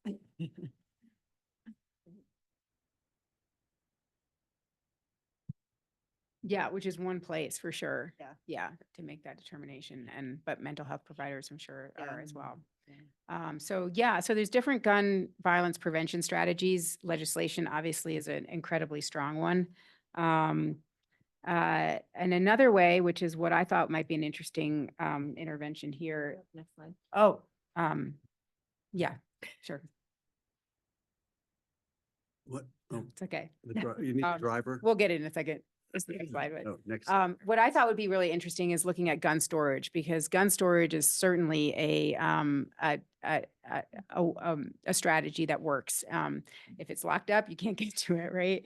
And there's different ways of storing guns, and then there's different safety mechanisms on guns that can lock guns and things like that. This map looks at. Actually, in 2021, in Colorado, a statute was passed that required gun owners to store firearms in locking devices out of the reach of children or at-risk persons. So across the state, Colorado has one of the stronger not the strongest. That looks like Oregon and Massachusetts do, but has one of the stronger laws in terms of storing the safe storage of guns. Is that a question? Mhm. No, okay. And it's interesting. So there was a stat that came out from Johns Hopkins School of Public Health that said 54%, so just over 0.5% of the 77 million gun owners in the US do not practice safe gun storage. And there's been some studies looking at gun storage that 9 of the 10 states with the lowest number of unintentional shootings by adolescents have some form of secure storage protection on this map.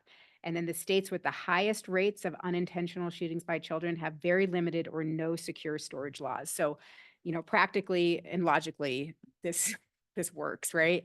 And would be one way of addressing the situation. So the next map is, I've looked into this, or the next slide, sorry, another map. I've looked into this, and across Colorado, there are safe gun storage sites outside of homes that are either in police, sheriff departments, or at gun shops. And they're designated across the state. Of course, there's a concentration of them on the Front Range, but they're smattered across a western slope. And you can see here that we're in a big donut hole, that there's a site in Salida, there's one in Paonia, there's one in Rifle at a gun shop. There's Breckenridge, but there's nothing here. And, how much they're used and how effective they are, I don't know. I'm trying to look into all that, but this is the project that I want to try to do here, is to create a local safe gun storage site where people can get their guns out of their house and put it in a safe place. And I did talk with the sheriff, and he's interested and he wants to support it and thinks it's a great idea. So this is what I'm working on.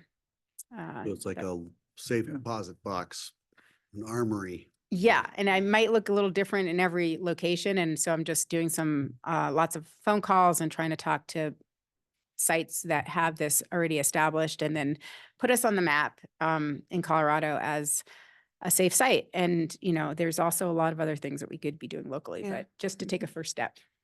I think that's a great idea. And I think, Yeah. again, some of the housing we have around here is, not the biggest, and it's tight, and there's storage is an issue. Right. So this could be a really big need that would make a big Hopefully. impact. And good idea. It'd be interesting just to find out how Meeker, Rifle, Hotchkiss, and what is that below, Montrose, how it's done, and is it used, and what percentage of guns are actually stored versus the population.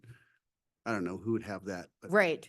And yeah, are people actually using them? And you definitely, I want to try to I'm in the midst of just collecting a lot of information now and seeing how we can do it here. And, people would have to have access to them easily because they still own them, and it's just a storage site for them. And yeah. And I thought the intent behind it was for the temporary storage when someone was flagged with that red flag law. Then that too. Yeah. That's what I think. I think they're these comprehensive would places, be- and I'm yeah. almost wondering, like at a gun range, which we might not be in our county, but where they would have access to use them at the appropriate shooting range when they want to be there, using them, not store them in their home. And then it also plays into this when there's a red flag that's associated with it. Yeah. In the ERPO situation, for sure. Yeah. It would be a great resource to have and say, hey, we've got this in place. And, but also if there's a family member who's concerned about the stability of someone, if they don't go through that or not go through that, just to have a site. the red flag requires them to, doesn't the sheriff or the police Yeah. have take, to- they get it and store it, I think, don't they? But that's the thing. I think that like keeping this a little bit destigmatized would be good to, I can tell you amongst my population, there is a lot of concern about healthcare providers taking guns away. Yeah. And I really Yeah. go to great lengths to make sure that that is something that people don't think is on the range of possibilities when they seek medical care. And I think that's the thing, is making this something that, isn't maybe tied to a concern that a family member has or Have something. you seen like a backlash on that? Yeah. Like people not stepping forward because of that Yes. fear? Yeah, Yeah, exactly. that's even worse than not. Especially with like Yeah. mental health referrals. right? Mhm. Like there's a lot of like, I don't want to go talk to mental health because they're going to take my guns away kind Yeah. of. Right. philosophy. Yeah, until it's too late. I mean, it's the same thing with people in crisis who are Yeah. suicidal. If they go to the ER, they're going to be on a 72-hour hold. So if you know that, then don't go. And that's the thing. And most of these people I'm dealing with aren't in crisis and Right. don't have anything. There's no reason just at concerned all about it, I would yeah. take them away ever. Right. Yeah. And so that's where I think like coming up with this idea, which I'm sure having lived in Montrose myself, like it's not stigmatized there, right? Like I'm sure this is some kind of facility where people can store them and access I would them. hope so. Totally, Yeah. yeah. I would hope that it would not be stigmatized. Yeah. And then all of that also ties into just the public health effort to change the culture around conversations Exactly. with guns and Yeah. to Mhm. have it more integrated into conversation. Exactly. And the safety And of make it less. exactly. Yeah. Yeah. Less polarizing too. Yeah. Yeah. I think there's a lot on the educational information sharing front that we can do around Yeah. this, around, Absolutely. you go to the doctor when your kids are little and one of the questions they have is like, when your kid's going over to somebody else's house, Yep. are you asking them if there's guns in the home? Are they locked up? The Colorado has, put out some advertisement around, this concept of, gun storage, and the ads I think are really good and hit that target market where it's, a family being concerned about a member in their family and thinking about, well, are the guns locked up? Yep. Maybe now is a good time to do it, not bringing in, Yeah. an enforcement type of Exactly. situation. Yeah, and that Exactly. may facilitate it rather Yeah. than having to go through the formal routes and Mhm. have them as a red flag. Yeah, that's true. And there's places, I mean, like our VA clinic, we give out gun locks. You can walk in my lobby and you can pick up gun locks. Gun safe locks. if you can. Yeah, I mean, it's interesting. It's like the harm reduction of handing out needles, like safe needle, of like, here's having that more of a readily available integrated conversation and provide those, not in the attempt that it's gonna help people get guns, but Right. just make it more safe. Yep, And have it part of regular conversation. Yeah. I think the hinge of the prosecution of that young shooter in Wisconsin, his parents hadn't locked the gun. Right. It was something that could have taken seconds that would have prevented the whole thing. Yep. And that's why those parents are gonna 10 years each. Go to jail. be going to jail. Right. Right. That's a great point. Maybe that will encourage other Right. parents to think I think mean, about it. Yeah. Yeah, and make it affordable to buy these locks and, Or these free. gun locks I are mean, fancy. seriously, yeah. Yeah. Oh, I forgot about this one. This is, I'm trying to end on a little bit of a positive note because this is such a depressing possible. conversation. And hopefully gun storage might help a little bit in it, but it looks like 2021 was a real height and that across the country, there's, gun deaths are declining. And over the past over the past 3 years, and purchasing guns is declining. New gun purchases are declining. So all of this legislation that there's, I think, 21 states now that have the ERPO. There's more and more states that are increasing waiting period, and requiring more background checks. And so this legislation is growing, and hopefully it'll get to a point where this downward trend will continue. And there's more and more awareness, and it's just taking us as a country a very long time to address this. Thank you. Thank you. That's I hope I didn't go too far. No, thank I just you. had a question for Carly. How is syphilis diagnosed? Is it a blood test? It's a blood Can you come test. to the Blood test, microphone? I didn't know there are people here who can always. Well, I'm not the one testing well. syphilis. I get it after the fact. Seems so uncomfortable talking about it. Yeah, I'll talk about the back. It can be done by blood test as well as a swab. Got it. Okay. I'm just wondering if somebody can go in and do some tests down in Florida in a certain location. No, it is possible, and a lot of providers are ramping up testing specifically for syphilis because it can be so detrimental, especially in the later stages. That's So it's primary, secondary, and tertiary. There's 3 real stages with each with different symptoms. And I think the swab does not work for no later stages. later No. stages. No, It it's has gotta to be be. stage one. Has to be a blood test. Mhm. Yeah. But it is treatable. So if you get diagnosed early, it is treatable. There's nothing bad about it. Exactly. It's really easy. It's very low stress. And so it is recommended that anyone who is experiencing any sort of symptoms, especially in those early stages, where there are seek medical attention, easier to test, easier to get treated. Once it gets to secondary and tertiary, it's The treatments are really More dim. Mhm. Yeah. I did see a patient with secondary like a year ago in the ER here, and it was interesting because I hadn't seen that. in Yeah, so long. exactly. Mhm. Yeah. Interesting for you. About this, I had not to, like, seen it. think about it. Yeah. What is this? Yeah.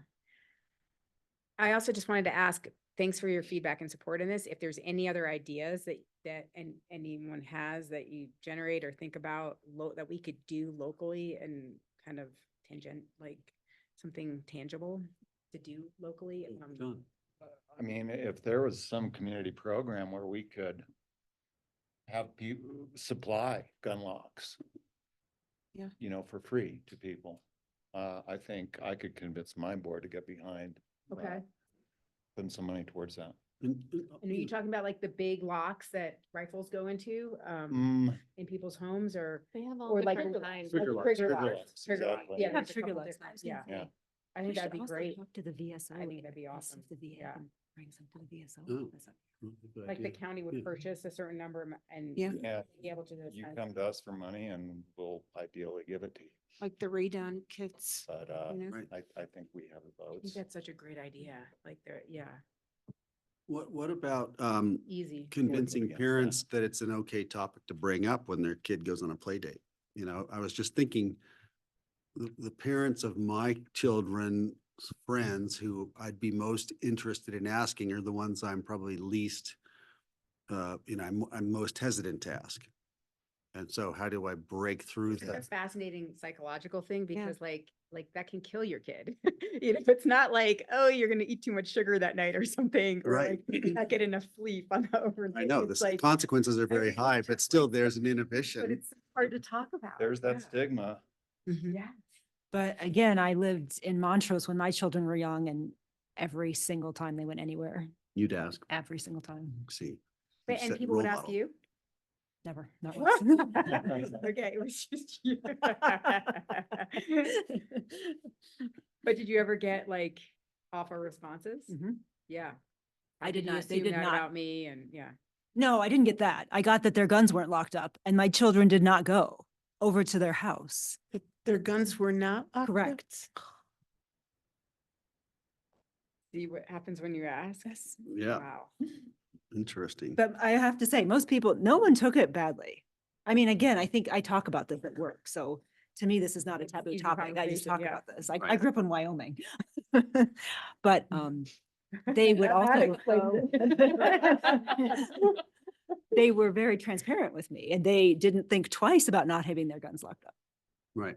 That was So it's not just off. their normal. that it's was the their on normal, Radar, yeah. right. I think there's also some familial, I'm not here for this conversation. There's a lot, from experience on the ranch, there are familial differences and cultural differences too, though, where kids will start shooting Totally. and hunting with families. And so that understanding of gun safety and a family's understanding of gun Yeah. safety can also differ, right? And so that can be different understandings across spaces like that even. It's hard, it's challenging. Not saying they shouldn't have. But I their do guns think locked that up, is they an should. education piece. I mean, I think we can talk about guns without a charged political conversation Right. and talk about safety because clearly people that hunt and Hunter have safety, firearms right, in I their was gonna home say. want their children to be safe. Like, And It didn't becomes and be- such a politically charged yeah. thing though, that I don't think it's possible to have a neutral conversation with everybody. I mean, it is in some, like, as a doctor, I think I can, right? Is it one-on-one? I think it's easy. I think doing it as a community is harder, but I think Yeah. that's the thing is gun locks. This is a pretty low-hanging fruit and this is pretty non-controversial. Right. This is like, we want to keep everybody Exactly. as safe as we can, right? If you can't get behind that, Yeah. who are you? Well, thank you for that. Thank you. We're gonna stay on schedule. I think we're still ahead of schedule, are we? Wow. I'm impressed. Good job on this. And schedule. I just really have some administrative updates today for y'all. So Nancy, we go to the next slide. I will tell you about, our Aspen Daily News column. So firstly, a big thank you to Liz and Greg, who authored 95% Liz. our first column around tobacco in March. We've got an agreement to have quarterly columns in the Aspen Daily News for the rest of the year. Dr. Levin is up in June around this topic of gun safety. So I'll send you more information about that. Great. They had some additional specifications that they were asking for. So they'd really like us to have one author of the column. And then if there are other folks who can also be noted as a contributor, but they really want a picture of the author and one main author for that column. There's a word requirement. They'd like you to come up with a title when submitting it. And so last time we were all together, folks signed up for different topics. With these new requirements, I've just let everyone know who I'll be reaching out to next. So September, Krista, Linda, and Tori have all volunteered for something around substance use. So we'll see who wants to be the primary author there. And then respiratory disease in December, Dr. Tom and John, you are on deck to get to write something there, so you all can figure out the details there. So just want to see if there were, if we go to the next slide, we can see how it looks in the online version. If there were any questions or feedback from that effort that we've had, the idea that we've had for a really long time, and have finally seen it come to fruition this year. Having been associated with the first one peripherally, because Liz did most of the work, I contributed a tiny bit. The thing that I'd be most interested in seeing is that it becomes personal and personal for the community, and I think that's where we're going. It'd be easy enough to just go out and collect stats and splatter it on the page and have a 800 words about whatever the topic is, but I think we need to bring it home and have the stories that connect it to our community. Yeah. And that's the thing that would be most interesting to read for the public, but then also, just so it relates to us. I guess I read a lot of boilerplate and a lot of stuff from a lot of sources, so I'm sensitive to it. When I read the column with Liz's face on it, I want it to really be her voice. And so I think that's important. I appreciate what they're saying about one voice. And so, personal, something we can connect to locally, I think is really important. In addition to all the valuable statistics and just a thought. That's a good point. Yeah. And it was the second week in that, I remember. Yeah. It says March 15th on there. Yeah. so. Yeah. And I'll send you the one at the beginning of the week. Okay, great. Next topic is around the county health rankings and report. So I just wanted to bring this to the board's attention that those have been released again this year. There's been a big shift in the approach that they've taken around these rankings.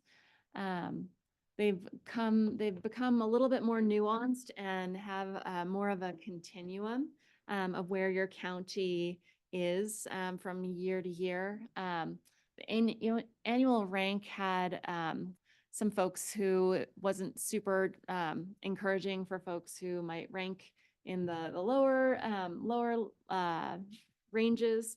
It was also a little challenging for some of the communities whose rank would change greatly each year because maybe there wasn't a whole lot of difference between some of the counties in the middle. And so a couple metrics would throw them off, and so they didn't feel quite so meaningful. So they've tried to address some of those issues in this current version. So I will send this out. You can click on the Pitkin County Health Snapshot if you want to do a little more deep digging, but I've got some screenshots. So if we look at the next slide, you can see there's two main kind of sections of the data. One is around health outcomes. So these are the metrics that they put for health outcomes around length of life, quality of life, a lot of the data that we look at when we do our community health assessment every 5 years. If you look on the next slide, you'll see the other component is around health factors. So these are health behaviors, clinical care, social and economic factors, and physical environment. So if you're ever in a spot where you're looking for health data, local health data, this is a great place to come and see. And then, oh, I did forget to point out at the top, that is the where Pitkin County falls. All the other blue colors are other counties within Colorado. So you can see that Pitkin County is still ranking in that top portion of healthiest counties within the state. So it's like alcohol included under health behaviors in this particular. Okay. Mhm. So Yep. it's captured in his. Wow. Yeah. Yeah, there's alcohol, and then under clinical care, like the number of dentists or mental health providers and physicians. Interesting. So it's great to kind of poke around in there. If you go to the final slide, I think covered that. Some metrics this year also provide trend data. So if you get in there and click around, you can see how Pitkin County has done over time. But the constant critique of the health rankings has been around the temporal lag. So even in the data that Dr. Levin showed, we know that sometimes there is a lag in the amount of the year that we can last collect data.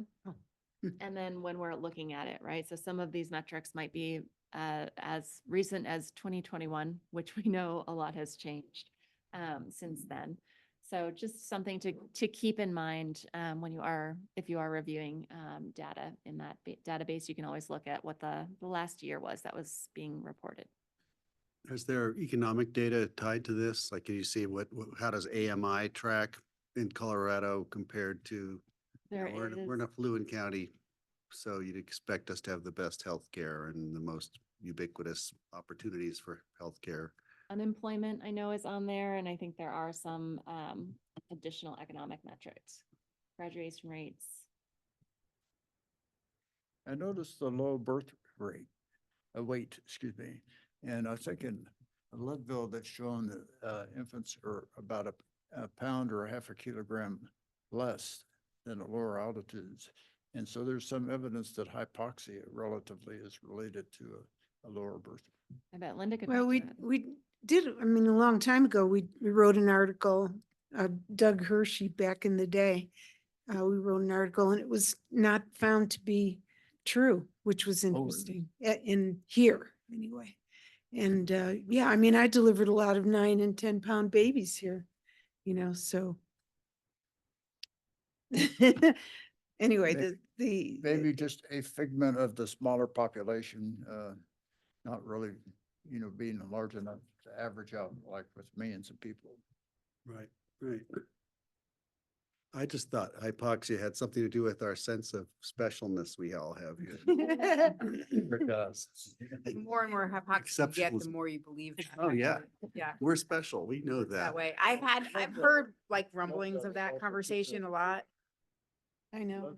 Me Yeah, too. that's- It's Telluride, living near Telluride. too, Yeah, I but mean, I've it's just like- heard, lower birth weight by a little bit because of altitude and chronic hypoxia. Or it's of- because the mother is a hyper athlete who runs up and down the mountain all day and there's no body fat. So That's the more likely. Multifactorial. Word of the day. Great. but we digress. Well, was that the round robin? No, I've got. I still have think half an one hour. more. You've got more, okay. Slide. So Board of Health training. There are a couple different pieces around training. There is this optional training that is coming up. There's 2 different sessions to choose from if you're interested. One on May 8th, one on June 6th. This is real time but virtual. So it's a partnership between Office of Public Health Planning, Practice Planning and Local Partnerships at CDPHE, and also the Regional Institute for Health and Environmental Leadership are putting on this training around leadership and action. So that should be a really engaging and great session with some smaller breakout groups and opportunity to connect to different Board of Health members from all across the state.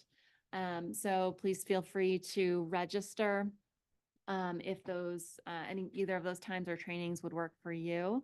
And then any questions on that training in and of itself? On the next slide, Send us the link. I will send you, I will send you all these slides and I can pull that training link out into the body of the email if that's helpful. The other is the required training for the Board of Health. They changed the platform that it's on this year. So you have to create an account in CoTrain, which everyone except our 2 Board of Health members sitting right here still need to create an account in CoTrain. So if you, either of you have any questions about that, I can get you some assistance with the state to be able to do that. That's a new step this year. So for this year, there is a 2024 introduction, a public health policy development section, the board's role in emergency preparedness and response, and then an opportunity for your feedback. They create new content every year. So it's not required that you do all the trainings, every year. But if you haven't done any of the sections, you can pick from any of the trainings to start with and update your knowledge there.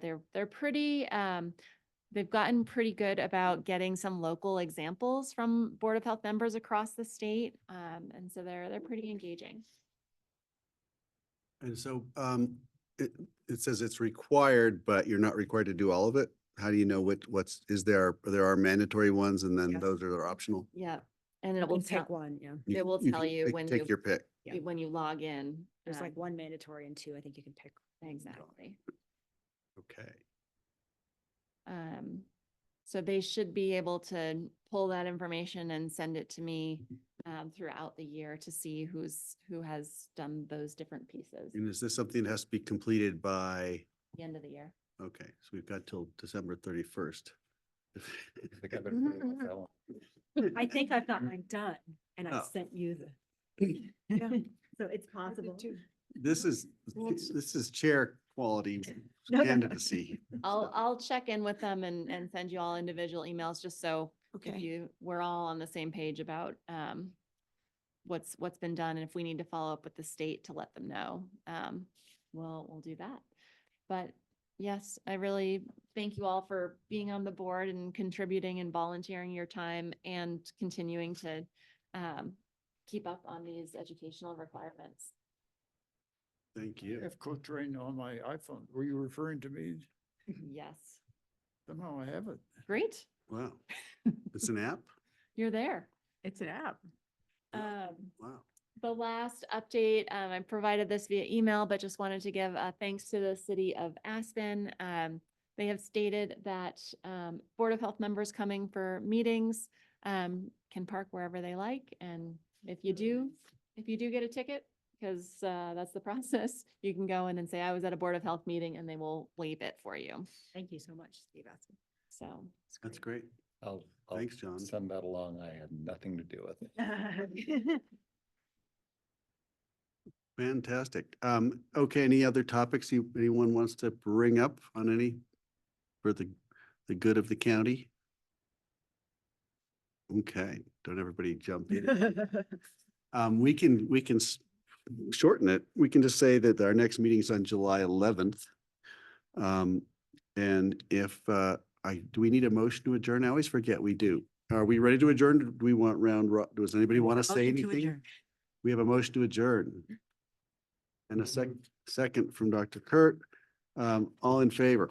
Aye. Thanks, Greg. for Thank coming. you. Thanks, everybody. Thanks to our presenters and thanks for everybody who came and Jordana for great meeting and crew. Thank you all.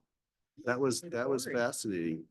I did have to say, I Googled this because I'm totally OCD. So they re-looked at the data of low birth weights in 2019 and they had better, what they said now is Colorado's relatively high altitudes have been reported to have lower birth weights, but most recent studies were conducted 20 years ago. Since then, the accuracy for assigning altitude of residence has been improved with use of geocoding, and recommendations for pregnancy weight gain have changed.